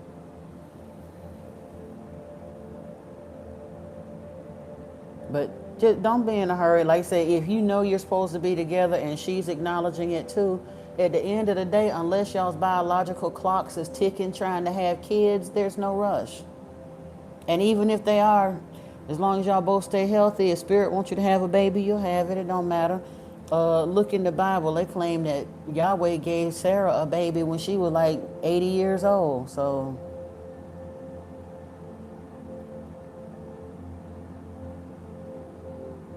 Yeah, you're going to do the most healing apart. Of course you will. Like I said, you don't have the distraction of that other person there. And that's my point. It is better to heal in separation, in my opinion. Again, I'm not no relationship guru, but I done did life with a whole bunch of raggedy partners and whatnot. I've seen the difference of what happens when you get together physically too soon. I've seen what happens when you're in up close relationships that you're not asking the right questions. I've done the long distance thing. I've done enough of those different scenarios that I feel like my opinion is pretty valid. But like I say, that's why I keep saying it's in my opinion, because I'm not saying I got all the answers, but I know what don't work. And I see enough of these folks griping and whining in the twin flame tarot community that it ain't working for them either. No, catalyst twins aren't catalyst twins, Christopher Mitchell. Catalyst twin, it's not truly a catalyst twin situation. If they if they feel like they're catalyst twins, they're high level karmic soulmates. People don't understand that karmic soulmates are still high level. Some of them are put in our path to teach us some very important and sometimes very uncomfortable lessons, but they're still soulmates that were put in our path for a reason. Now, twins will be catalysts to each other, to their awakening and their ascending. But that basic healing that you need to get to so that you ain't trauma dumping on them and bringing the trauma from your ex onto your next, you kind of sort of need to do that. Lick your wounds in private so that you ain't bringing your dirty laundry and dumping it on the doorway, on the doorstep of your twin, you know? Because if you do that, like anybody, you're truthfully damaging your relationship. If you're not healed and you're bringing your trauma and drama and dumping it on your twin, then that is a human being, and you're going to wind up tainting that relationship with the nonsense from the last relationship, and it can go down the toilet just like the other 4 or 5 relationships that were supposed to be the lessons that you learned to prepare you for this relationship. But those you learn and graduate from so that your energy shifts and you're not bringing that crap to your twin's doorstep. And that's where people mess up. They be in such a hurry to want to hurry up and get to the twin because they're cute and they smell nice and we had the most fabulous sex we ever had in our lives. And because they're in a hurry to do that and refuse to wait, they bring their trauma and drama, all their dirty laundry, and drop that crap on the doorway of their twin, and their twin backs up and say, yo, this sound and feel and look way too much like that toxic chick I left back down the road. I don't need that. And then they want to accuse him of being a runner. First of all, shouldn't no woman be chasing no man, and most of the time runner chaser winds up being a female that has not completely healed. She done, in her arrogance, has decided that she's more healed and ascended than she actually is. She's still bitter and carrying trauma and drama from her last jacked up 3 or 4 jacked up relationships, and because she come to him with that same foolishness to the twin, and he back up and say, I ain't ready for this, then he's a runner and she's disgruntled. He's supposed to run from that because she ain't ready. Yeah, twins are supposed to catalyze spiritual growth in each other, not trauma and all of that. Exactly. You have to date the ogres before you can. What do they say? You got to kiss a lot of frogs before you get to the prince. But you supposed to do all your frog cleaning and then turn around and make sure that you done got your Bactine and all together, so you ain't transferring no frog juice to the prince. That part, and that's what they don't do. That's where they get stuck at. You said your receiving hand was itching and burning during the blood moon. Usually you receive money, and it happened today. Ooh, it happened. That's good, Valerie. I'm so behind on the notes. I'm glad to hear that. I'm glad you got the money, girl. Now hold that hand out again, cause I told you tonight I'm gonna burn it. But in the fact of the matter, in about the next 30 minutes, I'm gonna get off of here. So, I said 11. Y'all give me plenty of time because I don't have to. Like I said, all I'm gonna do is take that. I left everything intact. The stones, everything was sitting in the circle. I'm gonna go back out there with the burn bowl and burn our intentions, but I'm not blowing those off to the universe. I'm gonna keep them in the bowl with the ashes from the ancestor money, and then I'm gonna burn some ancestor money for us. So you keep that hand out so you can get some more money, Miss Valerie. How about that? I like that.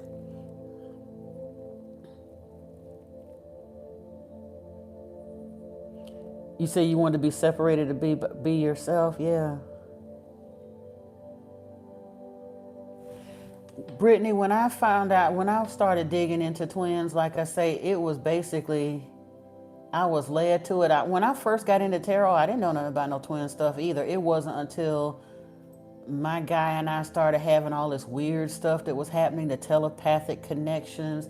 The first time I really realized how connected we were, he used to say things to me because I didn't even believe it at first. He would say things like, I'm gonna come and hang out with you or whatever. I'm gonna pretend I'm gonna, I'm thinking, he was like, yeah, I'd like to be there. I want to hang out. And I'm sitting on the patio one day, and he was like, if I came up behind you and started rubbing your shoulders or whatever, would you like that? Or you want to put your feet in my lap or something? He said.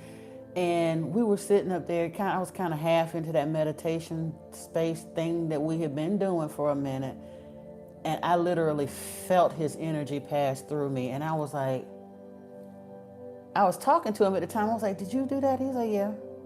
And I was like, oh. And then what really, really, where it truly sunk in for me one day, hold on a second, let me make sure.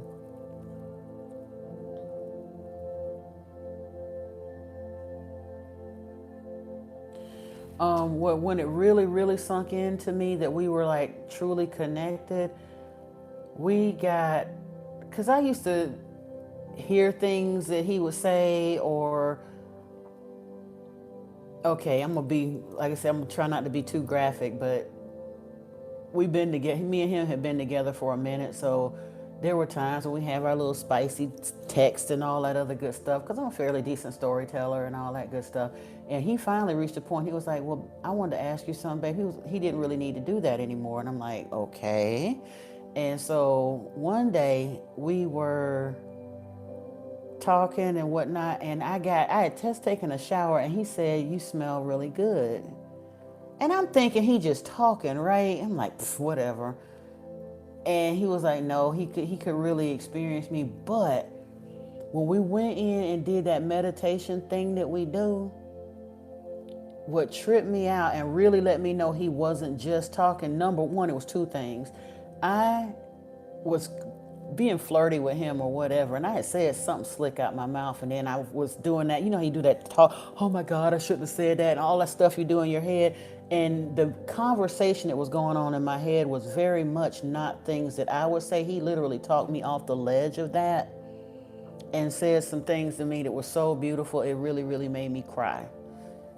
And then when we went in to do our meditation thing, I was seeing, it was like spirit kind of came in and was showing me that why all of the things that were happening between me and him were happening. And I reached a point of clarity that was it was so vivid. It literally felt like this. It was like this singular moment where for 1 second, everything made complete sense.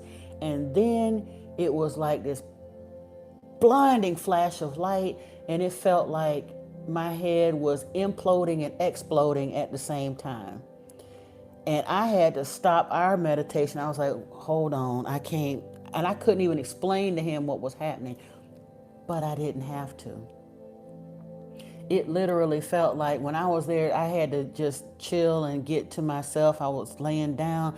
It felt like he laid down behind me and just kind of enveloped me not in any kind of sexual way. It literally felt like he just held me.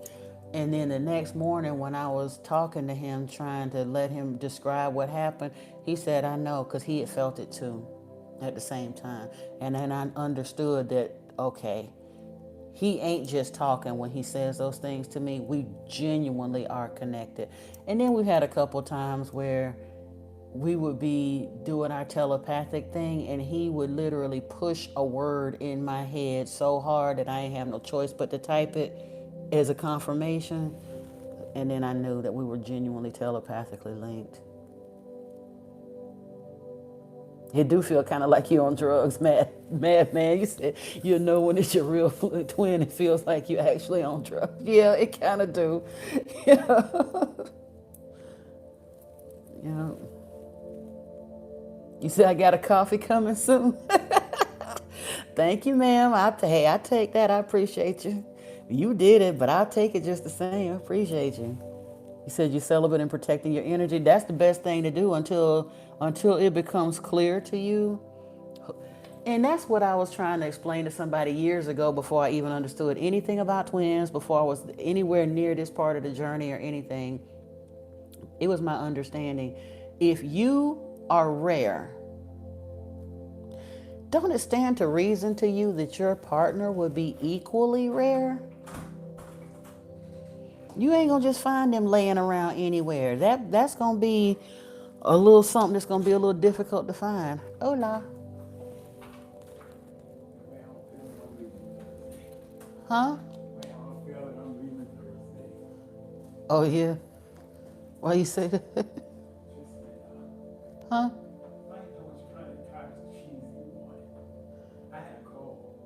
Well, oh, I couldn't. Just cottage cheese. You didn't get any?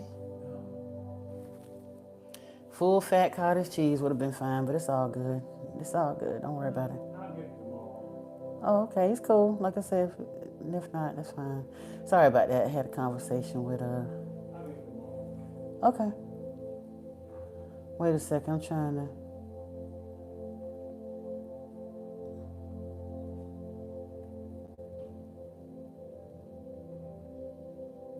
Yeah, we can use our energy or preserve it till it's time to use it for real. You said she fights with a madman. Yeah. Preserve your energy, but honestly, if she's still at the stage where she's struggling with infidelity, I would tell you to be very cautious. I would tell you to be very cautious because she needs to seriously heal. And honestly,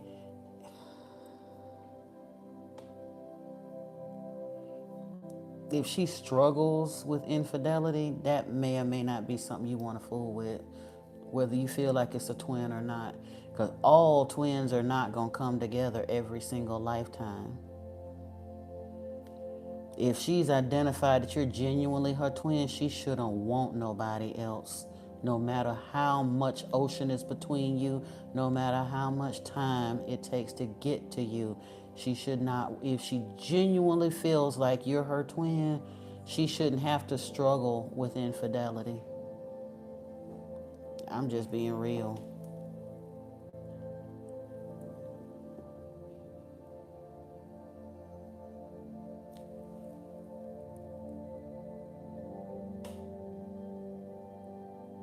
Good night, Paul. I hope I haven't missed you already, but yeah. Okay, I'm glad that you're not in any hurry, madman. Good, good. Just chill, do the best you can. Not, but, I will say to you the same thing I tried to tell my twin, but fortunately he was kind of going through the same mess I was going through. So even though we've been waiting a long time, it really didn't feel like waiting a long time because he was living his life and I was living my life, and we was basically shutting down the same kinds of lessons. But most of the time I would tell anybody playing the waiting game, don't hold yourself out there for too long waiting on something that ain't gonna happen. And like you said, you got a nephew to raise, so if you got a distraction and you cool with being celibate long term and all of those things to see if she's gonna get her act together, then hey, ain't no point, but do understand that you're putting your emotions into someone who may or may not ascend to the point that you can actually deal with her. Because I don't know what I am not that type of person, so I don't know what drives people to that whole infidelity thing. I am very much a serial monogamist. When I'm with somebody, I'm locked in. a dude can't even engage me in any old kind of conversation, I'd be quick to tell them when they approach me online with the flirty, I'm not available. I got a man. Period. Don't matter whether he next door 10,000 miles away. I got a man. I'm done. And that's it. I'm not entertaining it. Period. So I don't understand the mind of cheaters, but I do understand it's something that typically, if they got the mind of a cheater, they're going to continue to cheat. And if that's not really something that you, even if they do decide to come your way, for real twins in spiritual union on spiritual mission, that can't fly.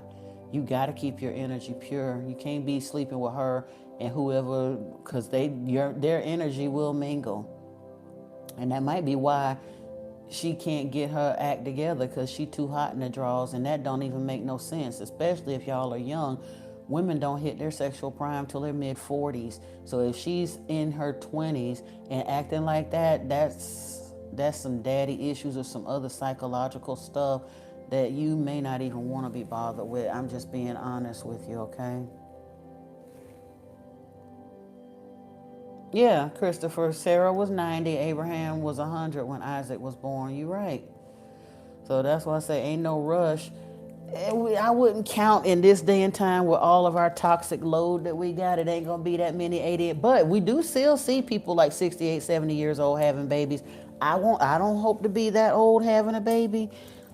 However, I have said it on this channel before, with all of the upgrades, downloads, the energy flow, and all the things we're seeing, we do know our dormant DNA is no longer dormant, and I would not be surprised if we start seeing expanded lifetimes or lifespans very, very soon. And if we see expanded lifespans, that means we're going to start seeing older women, 50, 60, 70, having babies. They ain't going to be no regular babies, though. They going to be some special babies here on a mission to do some special stuff.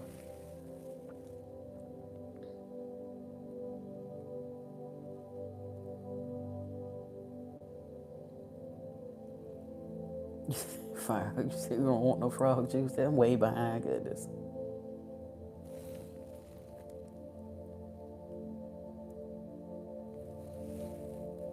Yeah, I believe that. Madman, yeah. Hold on. Honestly, it takes so long. Women, it takes a long time to heal too, because especially from what you're describing with her and the end and all of that. Here's the thing. Let me see how much further. Your twin flame is a female Bigfoot.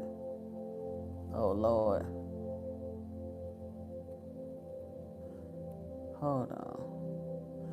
I'm gonna answer your questions in a second. I just want to make sure I wasn't too far gone in the notes. Number one, why is the twin flame journey so important? You say you're feeling younger every day, Chris. That's wonderful. You might be rejuvenating, and there's a couple things going on here, Madman. So you asked why does it take so long to heal, and then you was talking about her and these other people. And again, I don't know this lady from Adam, but I can notice some patterns that I noted and some of the things that I had to face and be honest with myself about, and notice with women around me and stuff as I was healing in my journey. And it goes a little something like this.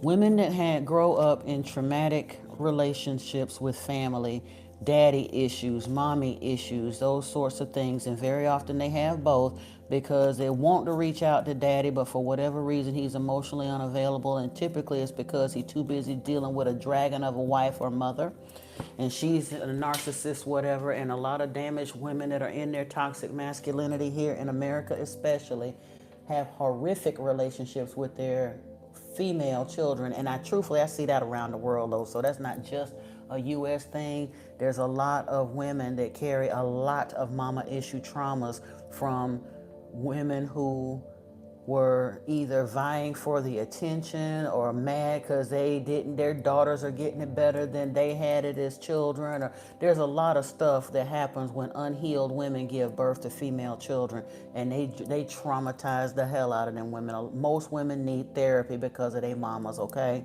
That's just a fact. And then if whatever was going on with mama spilled over to daddy and she didn't get an opportunity to be daddy's girl, every little girl needs to be daddy's little princess. And if daddy got so much on his plate that he's either in battle with mama or out of the picture or so full of his own trauma that he couldn't be there, or he was a deadbeat, or on and on, all these things that go around whoever her mother chose to procreate with. So now she got mommy issues and daddy issues. And very often, no matter how beautiful that young lady is, she will become a beautiful disaster because she'll get out there in the world looking for love in all the wrong places. And whether she's genuinely enjoying sex or not, young men out there that are on that predatory scale, also raised by a bunch of damaged females, have a mindset that they gonna be the bad boys, and women get out there with their taste for bad boys, and they become low-hanging fruit to some very dangerous, very toxic type of men. And because she has zero self-esteem from the bull crap that she lived through with her parents, she will go out there in the world and try to sleep her way through the phone book looking for love in all the wrong places. Okay? She's bargaining with her body, and she'll never acknowledge that. She doesn't understand that to be the truth, but it happens. Ooh, I love it when I get an apple that's crisp enough to do that, Antoine. Love it, love it, love it. Oh, Chibukum? Good, I'm glad it's helping you. Yeah. I told you, I don't know her, but I know her. I don't know her, I was her. That's why I say, I'm not saying it with any judgment. I'm saying it because I understand, and I had to heal it. I was low-hanging fruit for some very toxic men that didn't even know they wasn't good men. The deacon's son, still nasty specimen of a man. Looked good on the outside, drugged me to hell and back. Violated me, all kind of stuff. Then went to one that was a drunk and a womanizer. Then finally got one that said looked like a family man on the outside, dumb as a box of rocks, and got a gambling addiction. Basically different looking stuff. And I wasn't cheating on any of them. Oh, I sat up there and I was the one that gave way too much because I just knew if I loved them enough, then it was going to be all right. So I'm out here giving husband privileges to dudes that weren't even decent boyfriends. I'm doing most of the heavy lifting in the relationship. Most of it. That part. Looking for love in all the wrong places. And sadly, that's a lot more women out there than will admit to it. I'm just at a point where, like Taraji say, you get to 50 and you ain't got no more F's to give, so you decide that you can just be transparent, because I understood that somewhere down the line, if I can be accountable and transparent, I might actually get through to some younger folks out there that can kind of help them short circuit that stuff so they don't make those same mistakes, and it don't take them 50 years to crawl through the nightmare that I lived through. I'm willing to be honest. Too many of women in my generation get grown and they're embarrassed about their past. They run up in the church and then they get holier than thou and act like butter won't melt in their mouth and sit there and criticize these girls, not even acknowledging that you half the reason these girls acted this way, and you never turned around and told them the other side of the story about what happened when they go out there and do the same thing that you did when you was younger. My mother criticized me for getting pregnant out of wedlock, and then later on I found out in life I'm the only child she ever conceived inside a wedlock. My daddy had to go and adopt two of his own children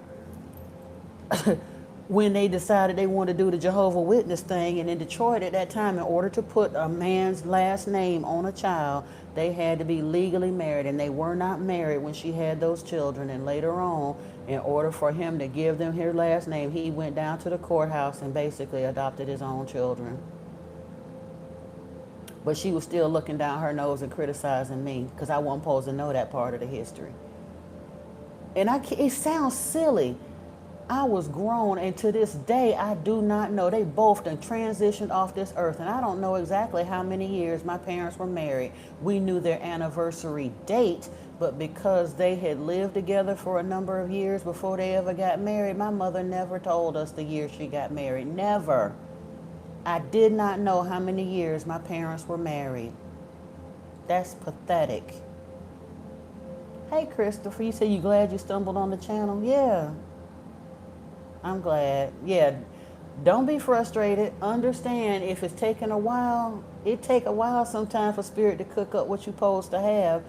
The analogy that I like to use, it's like, would you rather hurry up and duck in at the food court and get something from the food court sampler? You know how they walk around with the little stuff with the toothpick, and you can get a little piece of a hamburger from whatever they serving down there in the food court.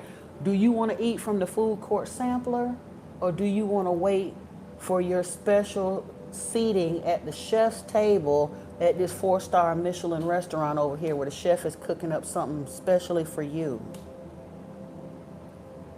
Patience pays off like that. If you focus on your healing and your journey and do what you got to do, when your energy get right, your angels, ancestors, and guides will go shopping for you. And what you wind up with will be the difference between hurrying up and picking for yourself and getting something off the food court sampler or waiting for the 4-star Michelin meal. Genuinely. And I understand, Tasha, I feel you. And all you can do is get rid of the bitter. Like you say, I'm not, and same thing, love ain't loved me either. And I finally had gotten to a point where I had to shut all of that down. But when I did that, I finally got to a point where I started to understand and get to a point that I love me enough to understand that I deserve better than what I got. And that helped a lot in the healing too, because we get to a point, people always telling us, oh, what are you complaining about? Somebody always got it worse. Suck it up. Put your big girl panties on. Put your big boy drawers on. Your big girls don't cry. Big boys don't cry. What are you looking at? What are you complaining about? That's what all of them people that are out there causing all that damage will tell you, all kinds of versions of that. So you get to a place in life where you don't even necessarily feel like you got a right to complain because somebody else got it worse. So because somebody else out there living a horrible life, that means I'm supposed to accept living a horrible life?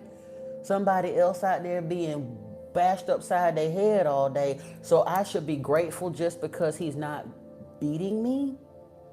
He ain't loving me. He ain't treating me right. He ain't doing little or nothing for our kids. He out there emotionally checked out, but I should be grateful and put up with that just because he's not beating me? I don't think so. I know I deserve better than that. I know it now. I didn't know it then. You say it's been brewing for many years. You met 3 times at the wrong time, never had a relationship. Next time you meet will be the right time you feel. And if it ain't, reach a point. Here's something else, especially on this twin flame thing. I want you to understand something. If you've met someone and you feel it's your twin for whatever reason, I'm not even arguing that. You feel it's your twin and they just ain't getting it together and they ain't getting it together and they ain't getting it together. There comes a point in time, do not waste your whole life waiting for somebody that ain't getting it together. Clear your head, clear your energy, and understand, have enough faith. Put the petition out there, whatever you need to do. Have enough faith that even if you cannot be with your twin in this lifetime, because they still have free will too, and all twins do not come into union every lifetime. So if they're still not getting it together, you can play the long game if you want to a degree. But if I don't encourage that, I mean, to a little bit. Like you say, you waited for a while. Don't waste your life waiting on somebody that may not get it together. Because if you genuinely heal and do your part and your ascension and all the rest of that, when you put it out there to the universe that you're genuinely ready for a partner, a kingdom spouse, a divine counterpart will be introduced to you. You can still find a beautiful relationship even if it's not with your twin. Okay? Because sometimes, depending on what people have gone through, they may have just gone through too much drama and trauma and drama, and they're just not healing. And you don't have to stay with that just because. You said you're here to catch my slang. Can I please slow? I'll try. Cas 23, I'm sorry.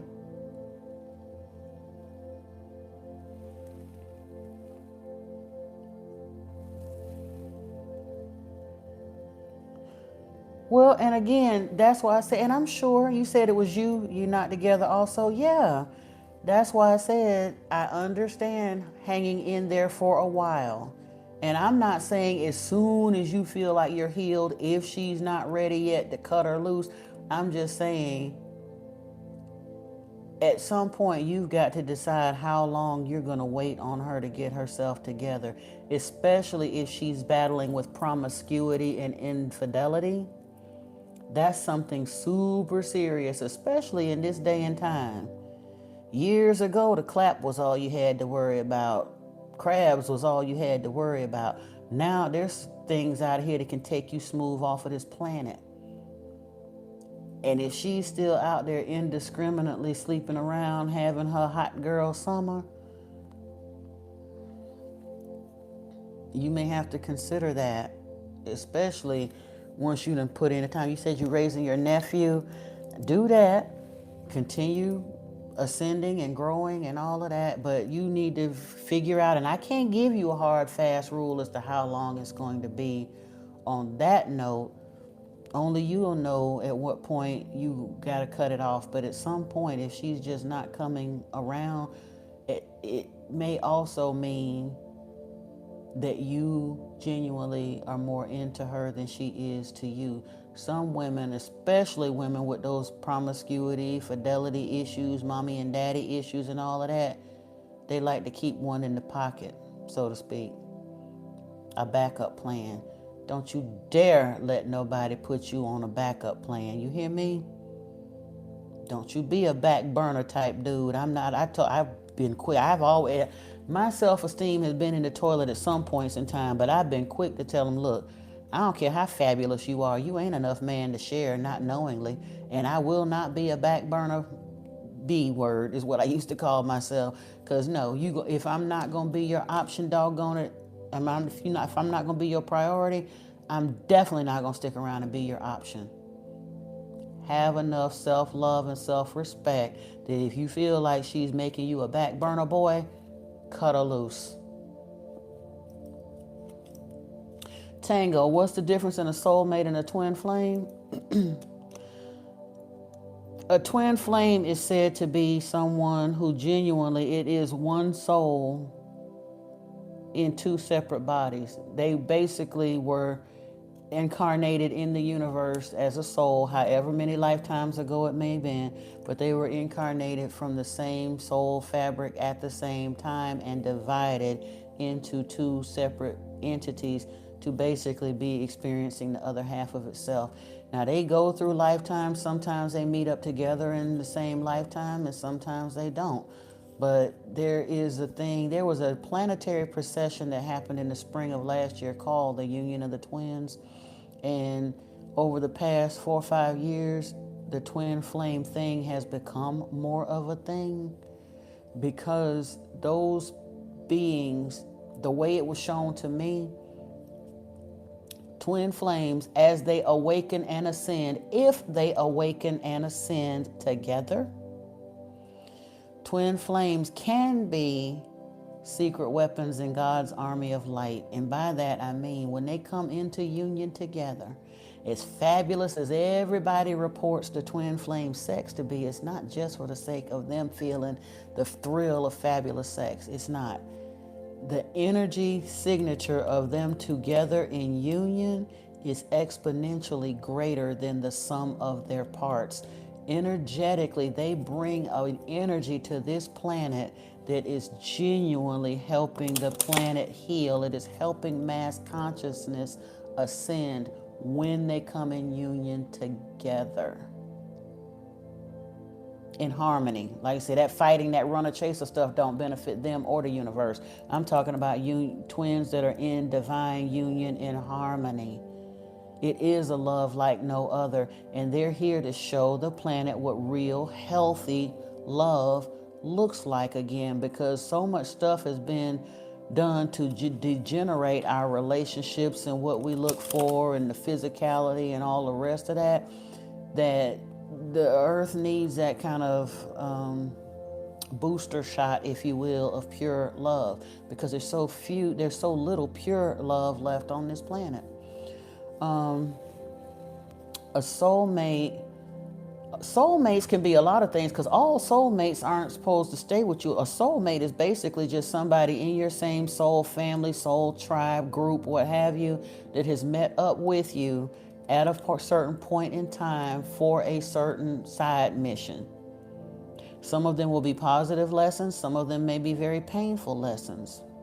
But a soulmate, like I said, they literally is somebody.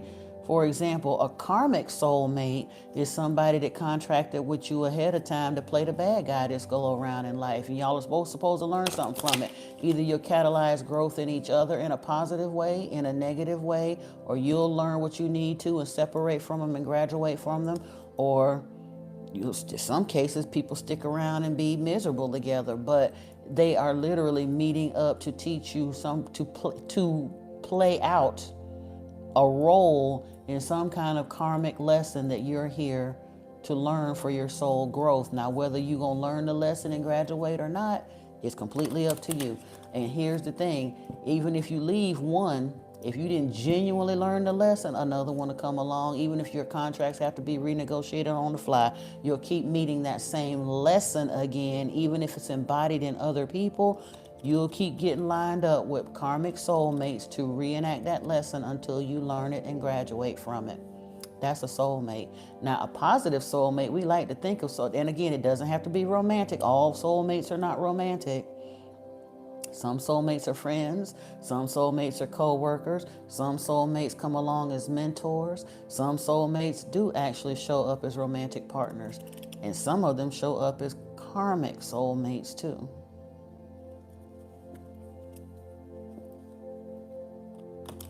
You say you looking for a trifling woman? Well, you're going to keep getting them. If you looking for one, it ain't no shortage of them here on this planet for sure, Antoine. Just don't fall in love with her, because, ooh. He said cheating is your hard line. Yeah, because my thing is, if you wanted an open relationship and I contracted with you for that from the beginning, then fine, we ain't got no problem. But you ain't going to switch up my contract in midstream and just start bringing Sally and Sue and Sarah over in my, no. You ain't even keeping me happy. How in the world you gonna spread yourself thin enough for me to share you with somebody else? Nope, not doing it. Y'all both need to stop with that need you a trifling woman. You got, both of y'all are way too spiritually up there and out there to let a trifling woman, because you know a trifling woman is the end of all decent men. The cemeteries and the prisons is full of men that dealt with trifling women. Please don't do that. I know y'all playing, but still, don't play like that, because if you put that too far out there in the universe, you know she gonna come along, couple, and she'll probably bring a nasty friend with her too. Back burner blues. By a man who know he ain't the entree, he's just looking for a trifling woman, one who goes to me mid-text and like my post. She got 5 baby daddies, 3 side hustles. Oh my God. And a man who think he the Holy Ghost. She don't cook, she don't clean, but she'll sage the room and charge her crystals twice. You just a back burner man. Sliver is so watch me out. Boy, if you don't put that on a meme, you need to make a song. You making my head hurt. You making my pineal gland throb now with that foolishness. Boy, she out rolling dice. Oh my God. You a trip, Antoine. That made my day. Lord have mercy. He say he need a back burner woman. Back burner blues, extra crispy edition. Yeah, write that down somewhere and put it to some music somewhere. I'm trying to tell you, I need to hear that. I don't know if it's going. It's what is the old the comedian say? It might go aluminum.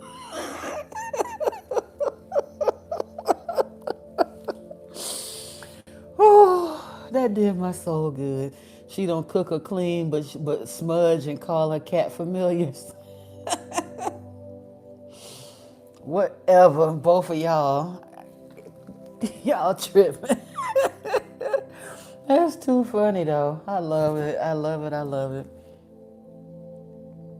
Well, like I said, you stay around here on YouTube, you'll find a trifling woman. Go over. You know what? You need to go over there and contact the dudes over there on Fresh and Fit. There you go. You go hang around the set of Fresh and Fit, you'll find you some trifling women.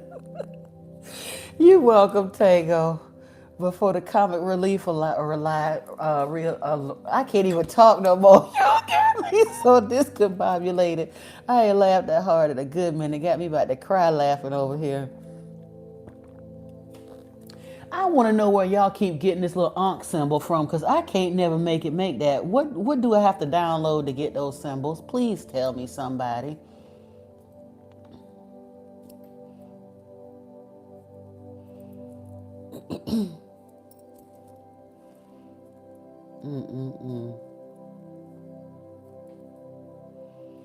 Shoot, I wish I had met y'all a few years ago while I still had some female friends. I would have had plenty of trifling women to send your way. Yup. Actually, that's a lie. I can't. I like both of y'all too much to send y'all any of them heifers that I was dealing with. That's too trifling. And had the nerve to be arrogant too. Like I said, I can say it now that I've actually gotten realistic about who was in and around my life.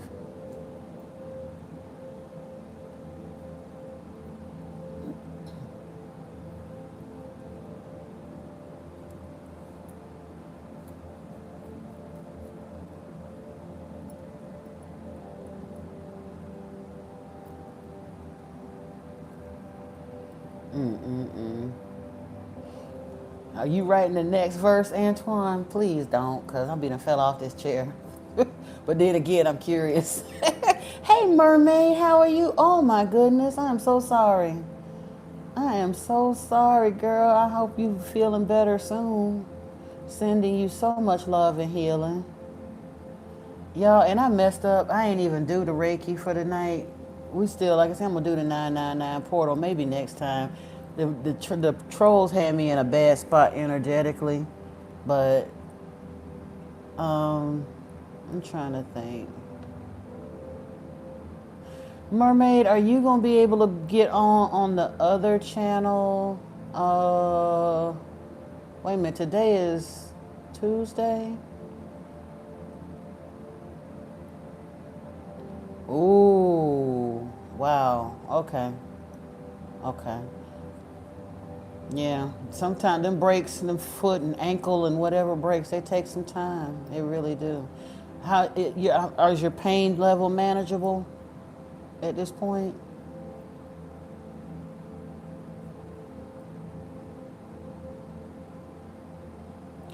The crazy part is, Tango, I sat there, I go in to the emoji thing and I type Ankh and I don't get nothing. So maybe Are you on Android? Because I'm on iPhone. That might be part of the issue as well.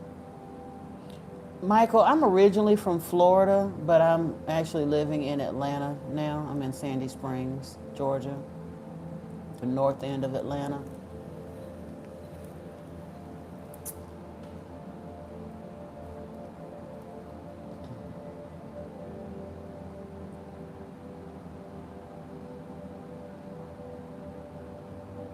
Some of us are nice. Nah, I don't get it. But no, I've always been kind of a straight shooter. What you see is what you get kind of person. Okay, it's on Android. Honestly, I'm getting a point now. I'm gonna ride this iPhone out as long as I can, but I'm honestly contemplating moving back to Android because the planned obsolescence with iPhone is just getting a bit ridiculous. It really is. The battery life, all of the 17 million upgrades that be constantly destroying the phone. They really genuinely are serious about trying to make sure that your phone does not survive more than 4 years. If it do survive more than 4 years, they're going to stop providing updates for it over here at iPhone. See, it's pretty painful and uncomfortable, but you have a high pain threshold. Okay. You were actually walking on a broken foot for 3.5 weeks. Oh, that's why it's going to take so long. If you're able to, because again, I'm going to jump off of here in a few minutes, because I got something, I want to get that done before midnight while it's still 999. I can probably stay on till 11:30, but that's about as far as I can go on the, what you call it. But If you can get on the live stream on Anunnaki Oracle Priestess tomorrow, yeah, tomorrow. I mean, I'm going on there to do tarot, but we can do a little live Reiki session if you'd like. And I mean, if you're open to receiving distance Reiki, it can't hurt. I can't promise you I can make it heal faster, but it might help the pain a little bit. Truthfully, you can look up online and do some Reiki sessions for pain, and that may benefit you as well. You were limping, but you were still taking care of business. Women do that. We literally do. We'll be walking around, bleeding out one eye, barfing up a lung, something else hanging off, and all the rest, and still trying to limp along. I feel you. I get it. You need to go. All right, Environment. Like I said, I ain't going to be around too much longer because usually the trolls start flooding in anyway. So much love to you, and hopefully I see you on the next one. Peace and blessings to you. If you can jump on the live stream tomorrow, I should be on no later than 11 a.m. I'm going to try to make it in by 10, but you know how that goes. So, You say your yoga mentor is an alchemist? That's good. Yeah. Yeah, if you're able to log in tomorrow, we'll see what we can do. I went and pulled all of these cards. Let me see what we even had. I had Mikao Yasui's, the founder of Reiki's card was here. Archangel Gabriel is here. Reiki Dream Healing showed up. The Chokure showed up. That's good. Just for today, be grateful. Buddha was here. The Reiki Sphere of Divine Grace showed up. Reiki Lasers. That's like literally for doing like psychic surgery. Dumo, the master symbol. Saint Germain showed up. Dakomyo showed up. Raku showed up. Just for today, do not worry. And then Jesus Christ. So that was kind of interesting. Hey, baby girl, how are you? She's moonbathing nude on a neighbor's roof, debating chakras with a guy named True. You home in socks, stirring beans with a spoon, whisper sweet nothings to a plastic raccoon. She texts, I'm vibing, I dim the light, still her back burner man saying good night. Oh Lord, he done came up with the second verse too. You sound like you got you a Bathsheba over here moonbathing nude on the neighbor's roof. And we know Bathsheba got somebody all jacked up in the paint for sure.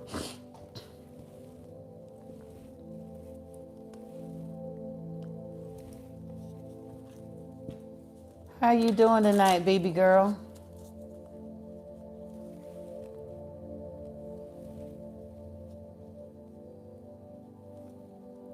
The other account, it is Anunnaki Oracle Priestess.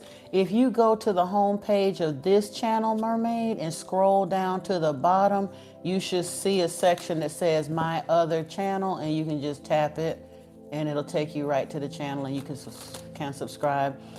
I am about halfway through Tango, and I think I got 5.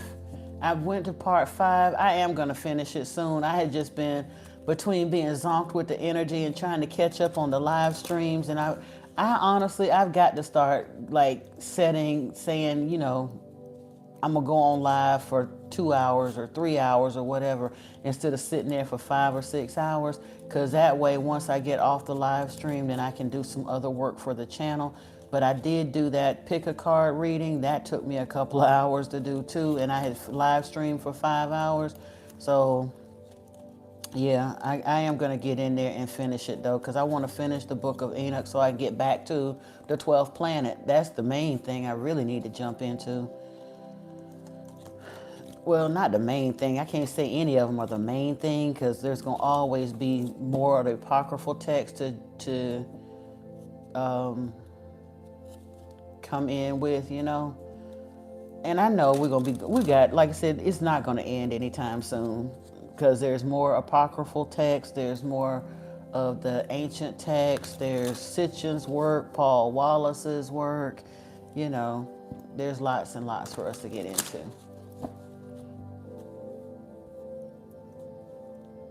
Oh, okay, cool.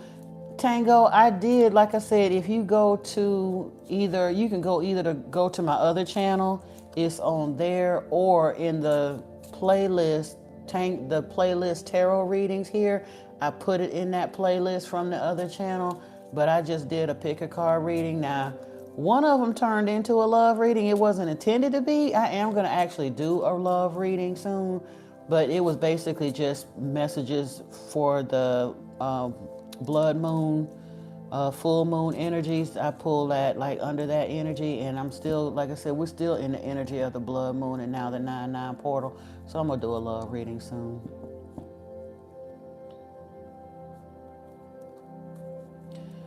Kaz, baby, I don't know what to tell you. I don't want to sound harsh, but I promise you that if you could get past your grief enough to hear her, she would tell you, get on with your life. Heal. We're not supposed to grieve. No, I mean, yes, we love them, we miss them, and all the rest of that, but grief is not supposed to sideline you for life. It is a normal part of our life cycle. And you're not obligated to hold on to nobody's memory for 8 years.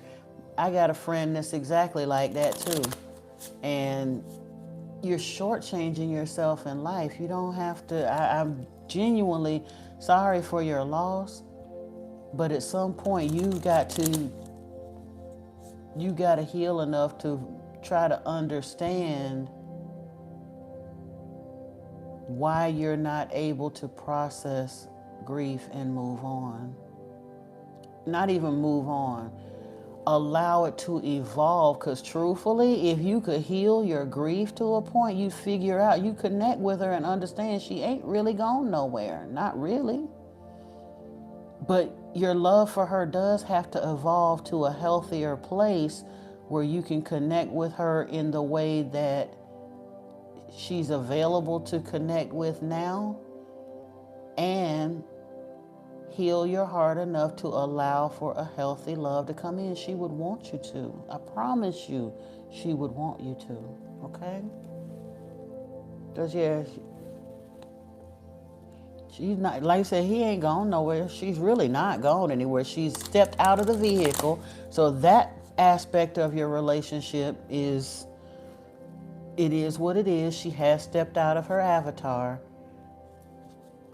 But if you understood that, and that it's okay for you to have somebody else that's physically embodied, that's part of the healing process, okay?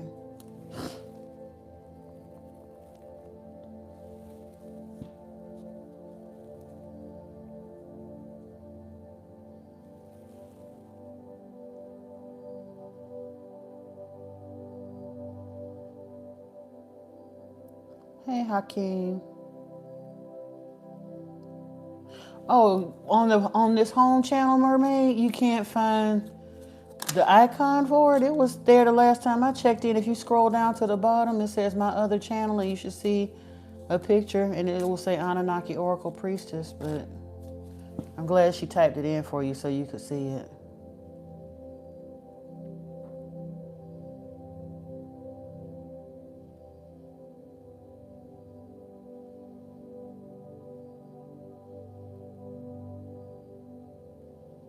Okay, cool. Hey, Hakeem, I'm doing well, I thank you. I'm not sure, I don't even remember seeing you in here before to be your favorite oracle, but I appreciate you. Hi, Norma McCrae, how are you? Welcome. Y'all, you caught me just in time, because I'm not going to be on here much longer, because I appreciate the love, I really do, but 11 o'clock is the witching hour for you too. Y'all know that, but hey, I'll hang out with you for a little hot minute.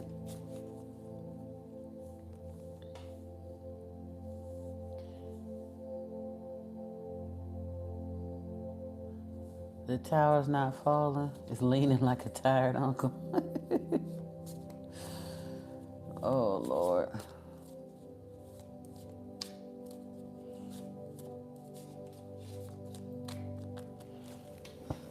I think to tell you, shoot, if y'all are both sitting there talking about y'all looking for trifling women, I think the tower done fell for both of you. I really think it has. And that's part of the problem. It done fell, but you ain't trying to hear that.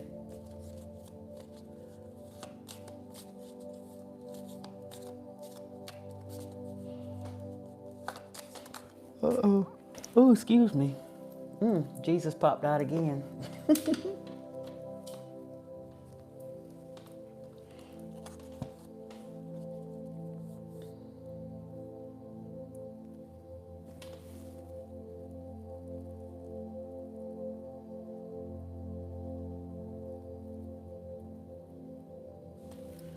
Right, my fears. I'm not haunted, I'm being called. I like that. Write my fears in bilingual ink, burn the paper, and offer the ashes to the wind with a bow.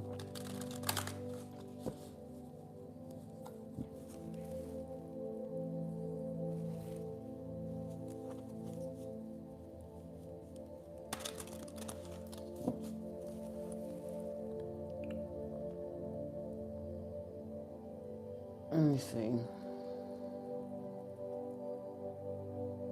The star, hope glimmers, bro 100's ancestors are whispering through LED lights and gas station playlists. The master say he not lost, he just vibing on a different frequency.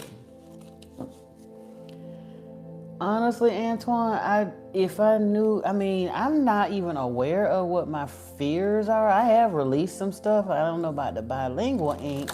I released quite a few things and burned them to the wind.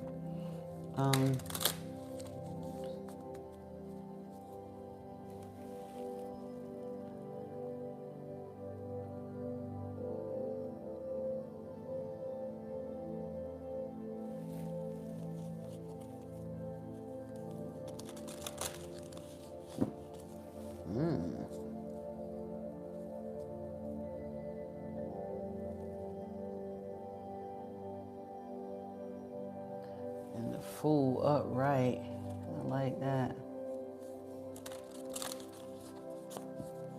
Leap but carry a bell. I like that too.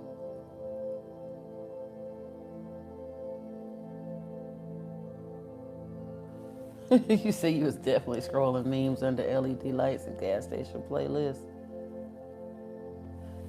Absolutely. A hug and positive vibes to you and the family as well. Of course, one love, my love. And like you said, I'll be on tomorrow. So definitely, if you're able to get in, we'll do some work there. To be or not to be, Hakeem? Yep, that is the question. Message from Sloth and Saraswati. Yeah.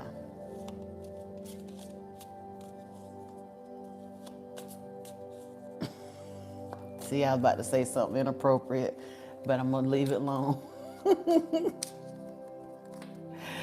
I'm going to leave it alone because y'all is tripping.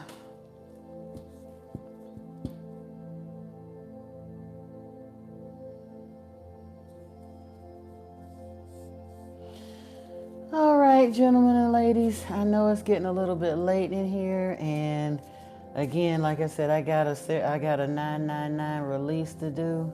Ooh, we got the High Priestess. Wait a minute, hold on.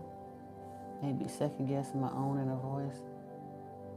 Yeah, I could kind of believe that. You said you got the High Priestess reverse. Wow, the Ascended Ones whisper, even silence speaks. Trust the hush between the thoughts. I have to remember that, yeah. I do struggle with that sometimes.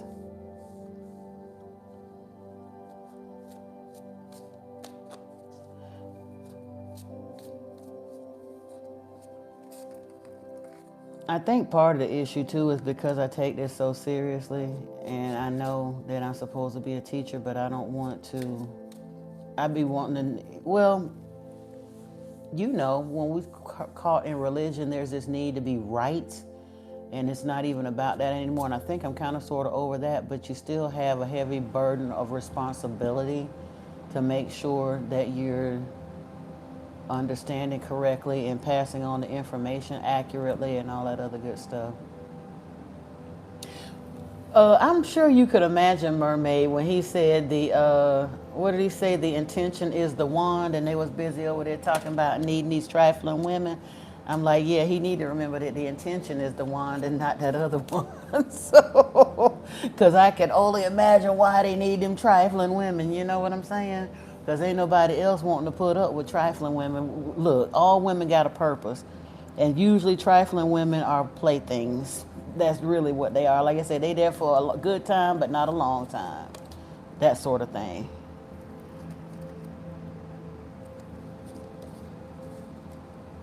Oh, excuse me. Yeah. All right, that's the yawn. I'm gonna have to go because, like I said, I'm gonna be asleep before midnight. I'm gonna go on out here and burn these things. And yeah, I got enough juice on the phone to do that, and I will post it to the WhatsApp group for any that want to actually watch the burn when I do it. You said you finished the sentence out loud about not a long time. That part, yeah. Listen, they got a purpose. Only thing is, I wish the trifling women of the world would understand what their purpose is, because too many trifling women of the world got it in their head that they are good girls, and they don't understand why they get used and tossed aside like the disposables that they are. And that's really quite sad, because they want the same thing that good girls want. They really do. And it's not entirely their fault, because they've been told that they're princesses and all the rest of that stuff for so long till they get indoctrinated into behaving that way, not understanding that it just isn't gonna fly.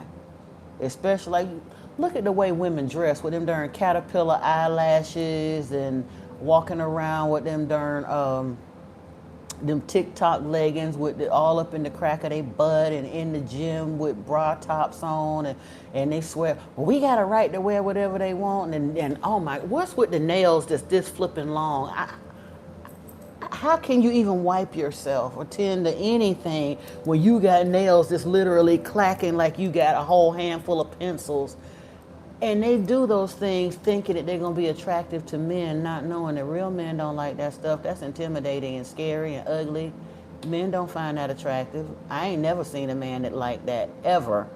And I keep asking, because I keep trying to find one that actually likes that. I haven't found one yet. Let me see what he got. See, Twan be sleeping. They're delusional, yeah. May your words be spells of protection, your laughter a chant of renewal, and your silence be filled with ancestral wisdom, whether you're simmering on the back burner or the moon. Bathing on, or moon bathing on a neighbor's roof. May the ascended ones walk beside you, bell in hand, heart aglow. Nam Myoho Renge Kyo. Om Mani Padme Hum. Dua Ma'at. And so it is. And so mote it be. Ashe. Yeah, you call them spider leg man lashes. Yeah. Yeah, we could do this all night, but we got to go because it's that time. It's 11:10. I'm gonna sign off of him and make sure I'm off of here by 11:11. That's cool. I mean, truthfully, if it's a 999, actually, let me see. I'll stick around till 11:16 because then we'll be getting off of here on the 9 on a 999. How about that? That'll work. And then you on your way out, you going to bed. Awesome, Antoine. I'm pretty sure the chat done blew up over there on WhatsApp. I might try to read it and catch up, but yeah. Have a wonderful evening as well, CC. Like I say, I'll try to check the messages in the chat, but I don't know how chatty I'm gonna be. I'm just, like I said, it's 11:11 right now. Yeah. Yeah, I'm gonna go on and go, y'all. 11:11 is cool. I ain't gonna wait around till 11:16 because that's just me being extra on the 99 stuff. 999 is enough. 99 and a 4. Good night, all. Thank you so much for joining us. For all of those who are sticking around listening to our beautiful silliness, if you haven't subscribed already, please do so. We'll be back here on Thursday evening. I'll be on Anunnaki Oracle Priestess tomorrow from 11 o'clock until, I don't know exactly when, but we'll be doing some free readings and having some fun over there. Good night, Tango. Good night, Miss Norma. Good night, Cece, Antoine, Mermaid. Good night, Bro 100. Let's see. Who else is in here that I haven't said good night to? Hakeem, if you're still here, good night as well. Thank you all. Thank you all. I love you, love you, love you. Peace and blessings to you all. Namaste.